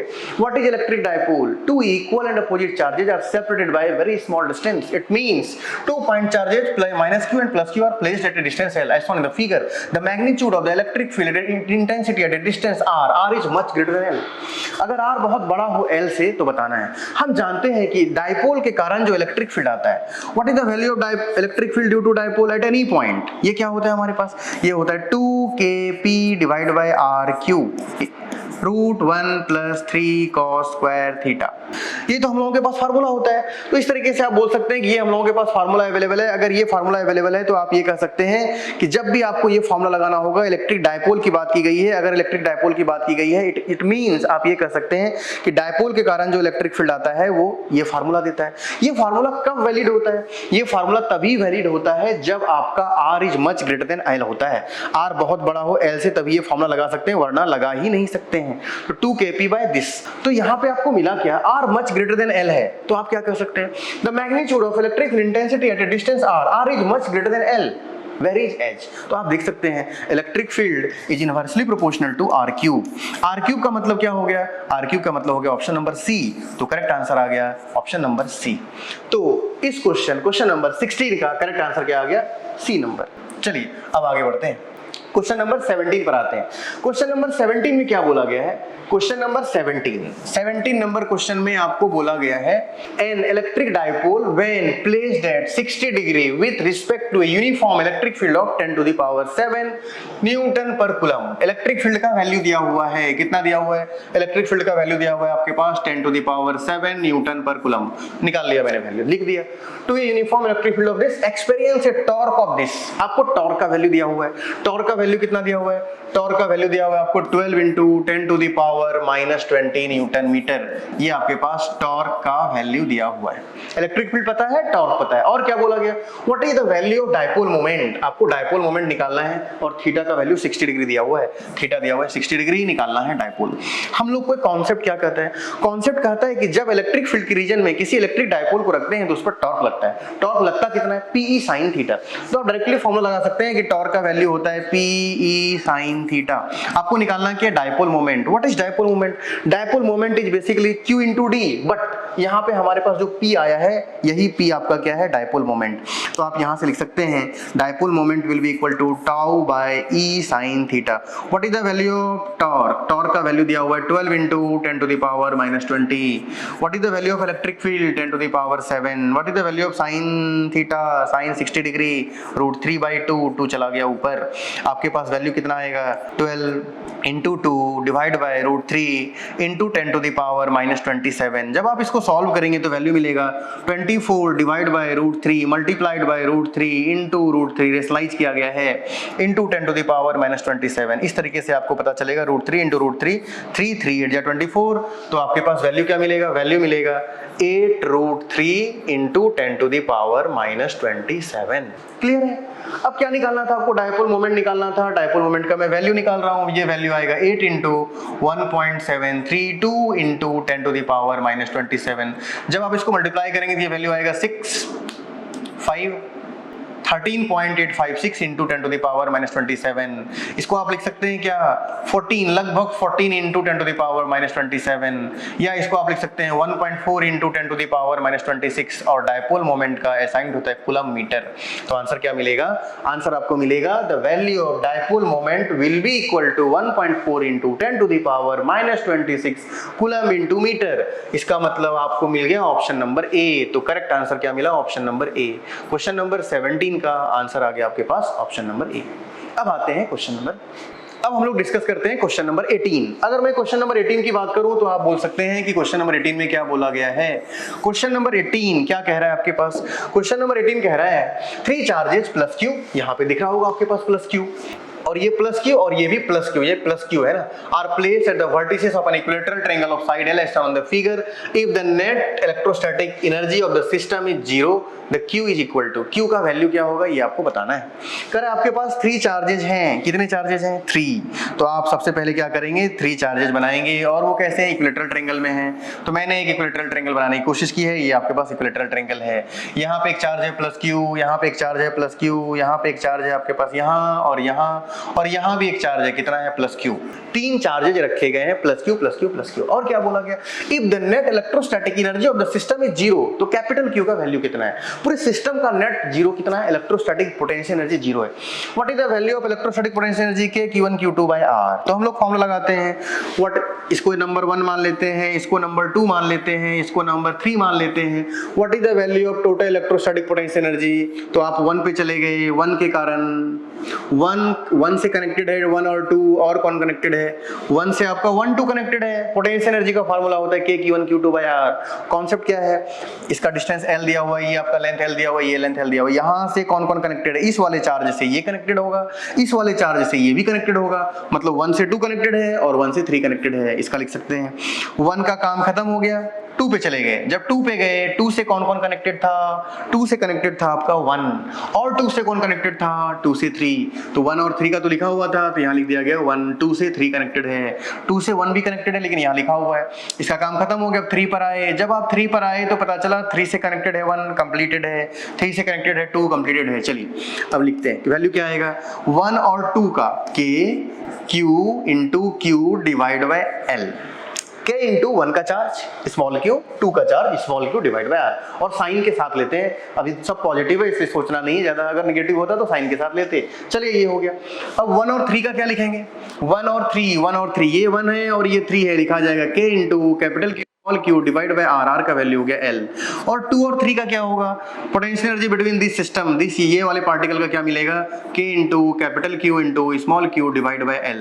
आपको क्वेश्चन में दिया हुआ है कि U टोटल 0 है। अगर U टोटल 0 है, if U total is equal to 0, अगर आपके पास U टोटल 0 है तो आप क्या कह सकते हैं, अगर U टोटल 0 है इट मींस आप कह सकते हैं कि वो जो वैल्यू आया होगा उसको 0 के इक्वल कर दें। अगर आप 0 के इक्वल करेंगे तो वैल्यू क्या मिलेगा, देखिए अगर आप इसको 0 के इक्वल कर देते हैं तो वैल्यू क्या मिलेगा, वैल्यू मिलेगा आपके पास K Q square by L। ये वाला वैल्यू सबको ऐड कर रहे हैं, K Q square by L, ये दोनों सेम है, दोनों को ऐड किया गया, वैल्यू कितना आया, plus 2K capital Q small q divide by L equal to 0। अब क्या करें, यहाँ से आप K कॉमन ले लीजिए, Q कॉमन ले लीजिए, L कॉमन ले लीजिए, तो यहाँ क्या बचेगा, यहाँ बचेगा Q, और यहाँ क्या बचेगा, यहाँ बचेगा आपके पास 2 कैपिटल Q, क्योंकि ये पार्ट कॉमन ले चुके हैं, ये पार्ट भी कॉमन ले लिए, ये भी कॉमन ले लिए, 2 कैपिटल Q बचा इक्वल टू 0। तो यहाँ से आप क्या कह सकते हैं, यहाँ से आप कह सकते हैं small q plus 2q equal to 0। Small q plus 2q equal to 0 it means आप कह सकते हैं कि 2q का वैल्यू कितना आएगा, माइनस q के इक्वल, तो कैपिटल Q का वैल्यू कितना होगा, minus q by 2। Minus q by 2 का क्या मतलब हो गया, माइनस q बाई 2 का मतलब हो गया ऑप्शन नंबर ए। तो correct answer will be option number A. इस तरीके से पता चला कि क्वेश्चन नंबर 18 का करेक्ट आंसर ऑप्शन नंबर ए है। क्या दिया हुआ था, टोटल सिस्टम का पोटेंशियल एनर्जी 0 था, मैंने टोटल सिस्टम का पोटेंशियल एनर्जी निकाल लिया, निकालने के बाद क्या किया, उसको 0 के इक्वल कर दिया और वैल्यू निकाला, तो पता चला कि ऑप्शन कितना आ रहा है, ए नंबर, क्योंकि क्वेश्चन नंबर 18 का ऑप्शन नंबर ए में माइनस q बाई 2 है, तो माइनस साइन के साथ आएगा q by 2। Question number 18 completed है। अब आगे बढ़ते हैं, अब आते हैं क्वेश्चन नंबर 19 पर। क्वेश्चन नंबर 19 में क्या बोला गया है, क्वेश्चन नंबर 19 में बोला गया है कि 2 कंडक्टिंग स्फीयर है, 2 कंडक्टिंग स्फीयर आपके पास है, 2 conducting sphere of radii R1 and R2 are charged to the same surface charge density। 2 conducting sphere हैं, दोनों के रेडियस R1 और R2 हैं और दोनों का सिग्मा सेम है, surface charge density। According to the question sigma 1 is equal to sigma 2, what is the value of sigma charge upon area। अगर स्फीयर है तो स्फीयर का एरिया क्या मिलेगा, 4 पाई R1 का स्क्वायर, क्योंकि पहले वाले स्फीयर का रेडियस R1 है और दूसरे वाले स्फीयर का रेडियस आपको R2 दिया हुआ है, तो सिग्मा 1 को लिख सकते हैं ये, और सिग्मा 2 क्या लिख सकते हैं, सिग्मा 2 में भी रिटर्न है q बाय, इसको q1 लिख लीजिए, इसको q2 लिख लीजिए और यहाँ लिख लीजिए q बाय 4 पाई R2 का स्क्वायर, क्योंकि सिग्मा होता है सरफेस चार्ज डेंसिटी और सरफेस चार्ज डेंसिटी का फार्मूला होता है चार्ज अपॉन एरिया। स्फीयर है तो स्फीयर का एरिया क्या मिलेगा, 4 पाई R स्क्वायर, तो सिग्मा दोनों का इक्वल था, मैंने रिलेशन निकाल दिया है। क्वेश्चन में बोला है रेशियो ऑफ इलेक्ट्रिक फील्ड निकालिए, क्या निकालना है, रेशियो ऑफ इलेक्ट्रिक फील्ड आपको निकालना क्या है, दोनों स्फीयर के इलेक्ट्रिक फील्ड का रेशियो निकालें, E1 बाई E2 चाहिए। अगर आपको E1 बाई E2 चाहिए तो क्या कर सकते हैं, E1 बाई E2 चाहिए, E1 बाई E2 क्या होगा, what is the value of E1 surface पे निकालना है, तो 1 by 4 pi epsilon naught K Q1 by R1 square divide by 1 by 4 pi epsilon naught into Q2 divide by R2 का square. आपको निकालना क्या था, दोनों के इलेक्ट्रिक फील्ड का रेशियो, और इलेक्ट्रिक फील्ड होता क्या है KQ बाय R स्क्वायर, तो मैंने निकाल दिया। अच्छा ये वैल्यू निकालना है। अगर आप ध्यान से देखें तो आप एक बात ये समझ सकते हैं, क्या ये समझ सकते हैं कि यहाँ पे निकालना किसका वैल्यू है, Q1 by 4 pi epsilon naught R1 square. यहाँ पे Q1 है, 4 है, पाई है, एप्सिलॉन नॉट घट रहा है, तो आप क्या कीजिए, दोनों तरफ एप्सिलॉन नॉट से मल्टीप्लाई कर दीजिए नीचे डिनोमिनेटर में। तो Q1 by 4 pi epsilon naught into R1 का square equal to Q2 by 4 pi epsilon naught यहाँ भी दे दिए इंटू R2 का स्क्वायर। इट मींस आप ये देख सकते हैं, क्या आप ये देख सकते हैं कि ये वाला वैल्यू ऊपर में लिखा हुआ है और ये वाला वैल्यू आपका नीचे लिखा हुआ है, और दोनों ही वैल्यू आपस में क्या इक्वल है। अगर दोनों वैल्यू आपस में इक्वल है, इट मींस रेशियो क्या आएगा, 1:1। तो आंसर क्या मिलेगा, 1:1। What is the value of ratio of electric field, answer है 1:1। तो ऑप्शन नंबर क्या आ गया आपके पास, option number D. So correct answer will be option number D. Question number 19 का डी नंबर आंसर है, क्वेश्चन नंबर 19 का डी 1:1।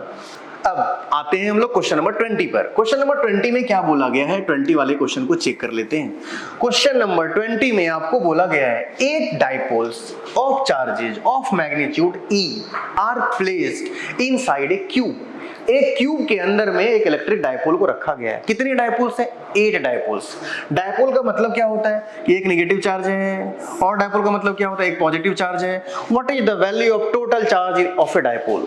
डाइपोल का मतलब ये two equal and opposite charges are separated by very small distance, it is said to be electric dipole. इसका ये मतलब हुआ कि एक डाइपोल या 2 डाइपोल या 3 डाइपोल या 4 डाइपोल्स या 8 डाइपोल्स या n डाइपोल्स, कितने भी डाइपोल हो, किसी भी एक डाइपोल का टोटल चार्ज कितना होता है, 0। अगर एक डाइपोल का टोटल चार्ज 0 है तो टोटल चार्ज ऑफ 8 डाइपोल का टोटल चार्ज कितना आएगा, एक चार्ज का 0 है, एक डाइपोल का 0 है, तो 10 लाइए, 20 लाइए, 1000 लाइए, 1 लाख लाइए, सबका क्या होगा, टोटल चार्ज का वैल्यू 0 आएगा। मींस 8 डाइपोल को कहां रख दिए, क्यूब के अंदर। क्यूब हमारा क्या है, 3D। आपको निकालना क्या है क्वेश्चन में, flux. What is the value of electric flux. Electric flux is basically Q bye epsilon not, Q inside bye epsilon naught. तो इलेक्ट्रिक फ्लक्स लिखा गया Q inside bye epsilon not. What is the value of Q inside. Q inside आप 80 नहीं लिखेंगे, क्यों, क्योंकि dipole है, और डाइपोल का मतलब होता है इक्वल एंड अपोजिट चार्जेस हैं, पॉजिटिव भी है नेगेटिव भी है, दोनों का सम 0 है, मतलब टोटल चार्ज 0 है, तो ये 0 बाय एप्सिलॉन नॉट। तो आंसर क्या मिलेगा आपके पास, 0। What would be the value of net electric flux, answer है 0, option number D. So correct answer will be option number D. तो क्वेश्चन नंबर 20 का आंसर आ गया आपका ऑप्शन नंबर डी। अब आते हैं क्वेश्चन नंबर 21 पर। क्वेश्चन नंबर 21 की बात करें तो क्वेश्चन नंबर 21 में आपको क्या बोला गया है, क्वेश्चन नंबर 21 में आपको बोला गया है the equation of trajectory of a projectile is y equal to 10x minus 5/9x square, we assume g equal to 10 metre per second square, what is the range of the projectile. Equation of trajectory दिया हुआ है और range निकालना है। Equation of trajectory दिया हुआ है, range निकालना है, तो आप क्या कॉन्सेप्ट लगा सकते हैं, आपके पास इक्वेशन ऑफ ट्रेजेक्टरी है, क्या दिया हुआ है, y equal to 10x minus 5/9 into x square, और निकालना क्या आपको, रेंज। अगर आप ध्यान से सोचें तो रेंज निकालने के लिए हमारे पास क्या फार्मूला था, इक्वेशन ऑफ ट्रेजेक्टरी को 2 तरीके से हम लोग लिख सकते थे। कैसे लिखते थे, पहला तरीका था y equal to x tan theta minus half g x square divide by u square cos square theta, एक तो ये तरीका था। दूसरा तरीका हम लोगों के पास क्या होता है, दूसरा तरीका होता है y equal to x tan theta into 1 minus x by r, ये तरीका भी है इक्वेशन ऑफ ट्रेजेक्टरी को लिखने का, y equal to x tan theta into 1 minus x by r। तो अभी हम लोगों को निकालना क्या है, रेंज। रेंज निकालने के लिए कौन सा फॉर्मूला लगाना चाहिए, ये वाला फॉर्मूला। तो पहले इस फॉर्मेट में इसको लाइए। कैसे लाएंगे, अगर आप ध्यान से देखें तो आपके ब्रैकेट में क्या मिलेगा, ब्रैकेट में आपको देखने को मिलेगा कि यहाँ पे 1 आना चाहिए, तो जो पहला टर्म है उसको कॉमन ले लें, तो y इक्वल टू आ गया 10 को मैंने कॉमन ले लिया तो यहाँ आ गया 1। अगर 10 को कॉमन लिए तो यहाँ क्या बचा, 10x कॉमन लेना पड़ेगा, 10x। तो यहाँ पे आप कॉमन क्या कीजिए, 10x ले लीजिए। जब आप 10x को कॉमन लेंगे तो वैल्यू क्या मिलेगा, 1 माइनस 5/9, एक x बाहर आ गया है तो यहाँ पे x। अब क्या है, यहाँ पे 10 अवेलेबल नहीं था, मैंने 10 ले लिया है, तो आप क्या करें, डिनोमिनेटर में 10 से मल्टीप्लाई कर दें ताकि मीनिंग में कोई चेंजिंग नहीं हो।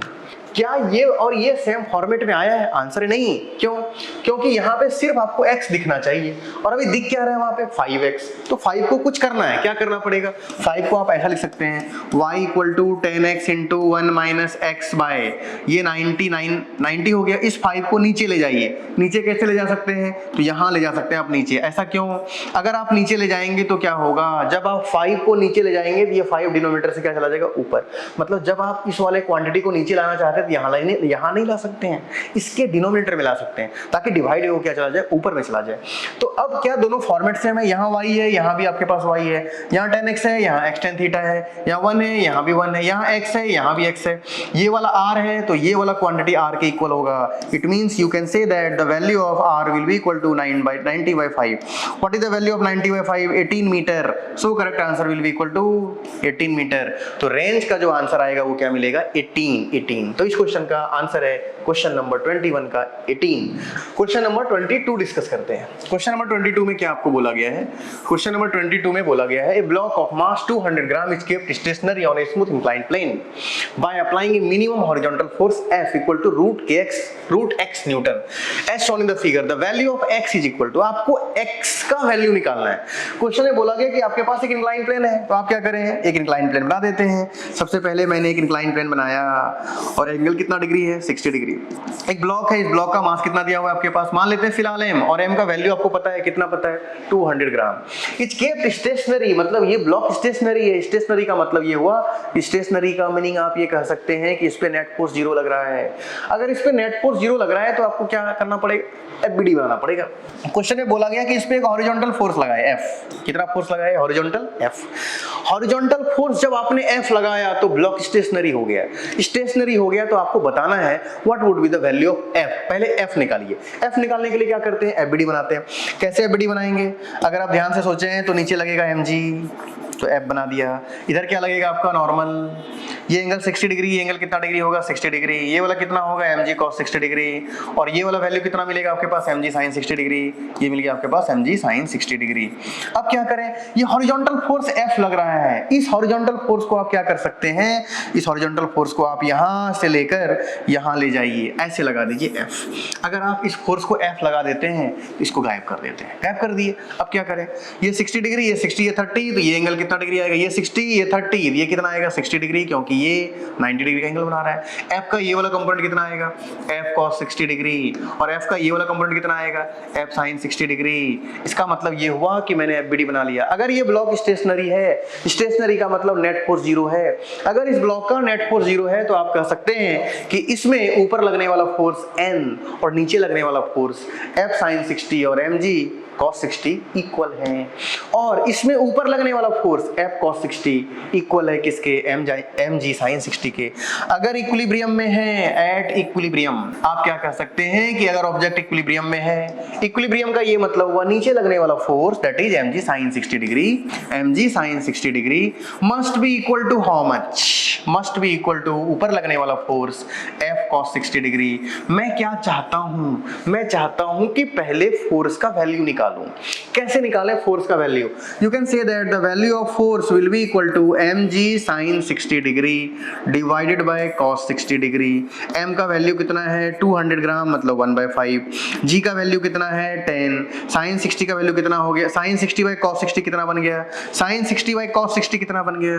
तो आप कह सकते हैं कि sin 60 बाय cos 60 का वैल्यू आ गया, ये वाला पार्ट बन गया आपका sin 60 बाय cos 60। ये वाला जो पार्ट आपका बन जाएगा वो क्या बनेगा?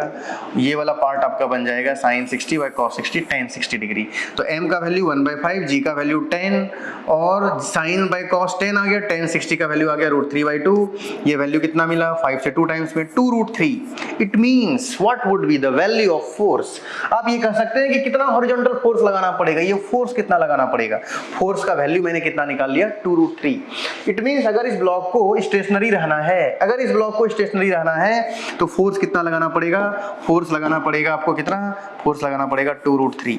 और क्वेश्चन में क्या बोला गया है कि फोर्स का रियल वैल्यू है कितना? √x Newton. इट मींस 2√3 का वैल्यू किसके इक्वल आएगा? √x। मतलब इस पूरे को रूट के अंदर लाना है तो क्या कर लिख सकते हैं आप? 2 को रूट के अंदर लाइए, 2 2 जा 4, 4 3 जा 12, मतलब √12। मतलब आप 2√3 को क्या लिख सकते हैं? 2√3 को आप लिख सकते हैं √12। अब मेरे क्वेश्चन में दिया हुआ है according to question the applied force is equal to how much, applied force is equal to root x newton, और हम लोगों का वैल्यू कितना आया F equal to root 12 newton. On comparing this you will get x equal to 12, so correct answer is x equal to 12। तो इस question का जो करेक्ट आंसर है वो कितना आएगा x इक्वल टू 12। अब डिस्कस करते हैं क्वेश्चन नंबर 23। क्वेश्चन नंबर 23 में आपको क्या बोला गया है? क्वेश्चन नंबर 23 में आपको बोला गया है the electric field in a region is given by vector E equal to 2i5i cap plus 3y5j cap with E naught equal to this. The flux of this field through a rectangular surface area 0.4 metre square parallel to the yz plane is. इसका मतलब flux आपको निकालना है। Electric field vector form में दिया हुआ है, electric field का वैल्यू कितना है? इलेक्ट्रिक फील्ड है 2/5 E not I cap plus 3/5 E not J cap. ये आपको इलेक्ट्रिक फील्ड का वैल्यू दिया हुआ है और क्वेश्चन में क्या कर रहा है? E नॉट का वैल्यू फिक्स है, इलेक्ट्रिक फ्लक्स आपको निकालना है। और एरिया के बारे में क्या इंफॉर्मेशन है? क्वेश्चन में कह रहा है the flux of the field through the rectangular surface of area 0.54 metre square. It means आपको वैल्यू दिया हुआ है कि area vector equal to 0.4 metre square और डायरेक्शन क्या है? Direction parallel to the yz plane. हम जानते हैं कि एरिया वेक्टर का डायरेक्शन हमेशा क्या होता है? Perpendicular to the surface. अगर yz प्लेन है तो yz प्लेन के परपेंडिकुलर क्या होगा? x। तो एरिया वेक्टर का वैल्यू क्या आएगा? 0.4 और डायरेक्शन क्या मिलेगा? x, मतलब I कैप। इलेक्ट्रिक फ्लक्स निकालना है। What is the value of electric flux? Vector E dot vector A। Vector E dot A का मतलब क्या हुआ? इन दोनों का डॉट प्रोडक्ट निकालेंगे। जब आप इन दोनों का डॉट प्रोडक्ट निकालेंगे तो क्या होगा? डॉट प्रोडक्ट में I को I से मल्टीप्लाई होता है, J को J से मल्टीप्लाई होता है, तो I को I से नॉर्मली आप मल्टीप्लाई कर लीजिए तो वैल्यू क्या मिलेगा? 2/5 into E not into 0.4। I dot I क्या बन गया? 1। J वाला यहाँ कंपोनेंट है ही नहीं तो आप लिख सकते हैं 2/5 into E naught. What is the value of E naught? The value of E naught is 4 into 10 to the power 3। तो आप यहाँ लिख सकते हैं 4 इंटू 10 टू द पावर 3 मतलब 4000 इंटू 0.4। ये वैल्यू क्या मिलेगा? 4/10। तो वैल्यू आपको यहाँ से मिल गया 5 से 800, ये 0 कैंसिल आउट हो गया और वैल्यू आया आपका 640। तो करेक्ट आंसर विल बी 640। तो इलेक्ट्रिक फ्लक्स का जो वैल्यू आएगा वो क्या मिलेगा? 640 आंसर। तो करेक्ट आंसर क्वेश्चन नंबर 23 का 640 है। अब डिस्कस करते हैं क्वेश्चन नंबर 24। क्वेश्चन नंबर 24 में क्या बोला गया है? क्वेश्चन नंबर 24 में आपको बोला गया है an electric dipole consisting of two opposite charges. एक इलेक्ट्रिक डायपोल है। डायपोल का मतलब होता है दो इक्वल एंड अपोजिट चार्जेस हैं। तो आपके पास एक इलेक्ट्रिक डायपोल है जिसके पास चार्ज का वैल्यू दिया हुआ है। चार्ज का वैल्यू कितना दिया हुआ है? चार्ज आपके पास है 2 into 10 to the power -6 coulomb each, separated by a distance of 3 centimetre, placed in electric field. It means एक इलेक्ट्रिक डायपोल रखा गया है इलेक्ट्रिक फील्ड के रीजन में। अगर इलेक्ट्रिक डायपोल रखा गया रीजन में, इलेक्ट्रिक फील्ड डिस्टेंस कितना है आपके पास? डिस्टेंस है 3 सेंटीमीटर। 3 सेंटीमीटर को आप बोल सकते हैं 3 into 10 to the power -2 metre. तो ये हो गया आपके पास क्वेश्चन का मैंने सिर्फ अभी डेटा लिखा है। और क्वेश्चन क्या कर रहा है? Separated by distance of 3 centimetre is placed in uniform electric field. एक इलेक्ट्रिक फील्ड के रीजन में रखा हुआ है और इलेक्ट्रिक फील्ड का वैल्यू क्या दिया हुआ है? इलेक्ट्रिक फील्ड का मैग्नीट्यूड आपको दिया हुआ है 2 into 10 to the power 5 newton per coulomb. Maximum torque, हम लोग कॉन्सेप्ट क्या जानते हैं? जब भी इलेक्ट्रिक फील्ड के रीजन में किसी डायपोल को रखते हैं तो उस पर टॉर्क लगता है। What is the value of torque? अगर आपने थ्योरी पढ़ा है तो आपको पता है टॉर्क का वैल्यू होता है PE sin theta. What is the value of maximum value of torque? Torque का वैल्यू मैक्सिमम तब होगा जब थीटा 90 डिग्री होगा। अगर थीटा 90 डिग्री होगा तो sin 91 मिलेगा। तो so the value of maximum torque will be equal to P into E। What is P? Dipole moment. What is dipole moment? Product of magnitude of charge and separation between them, that is Q into D into E। अब इसको solve किया जाएगा तो value क्या मिलेगा? Q का value आपके पास है 2 into 10 to the power -6 into D का वैल्यू है 3 इंटू 10 टू द पावर -2 और इलेक्ट्रिक फील्ड है 2 इंटू 10 टू द पावर 5। जब आप इसको सॉल्व करेंगे तो वैल्यू क्या मिलेगा?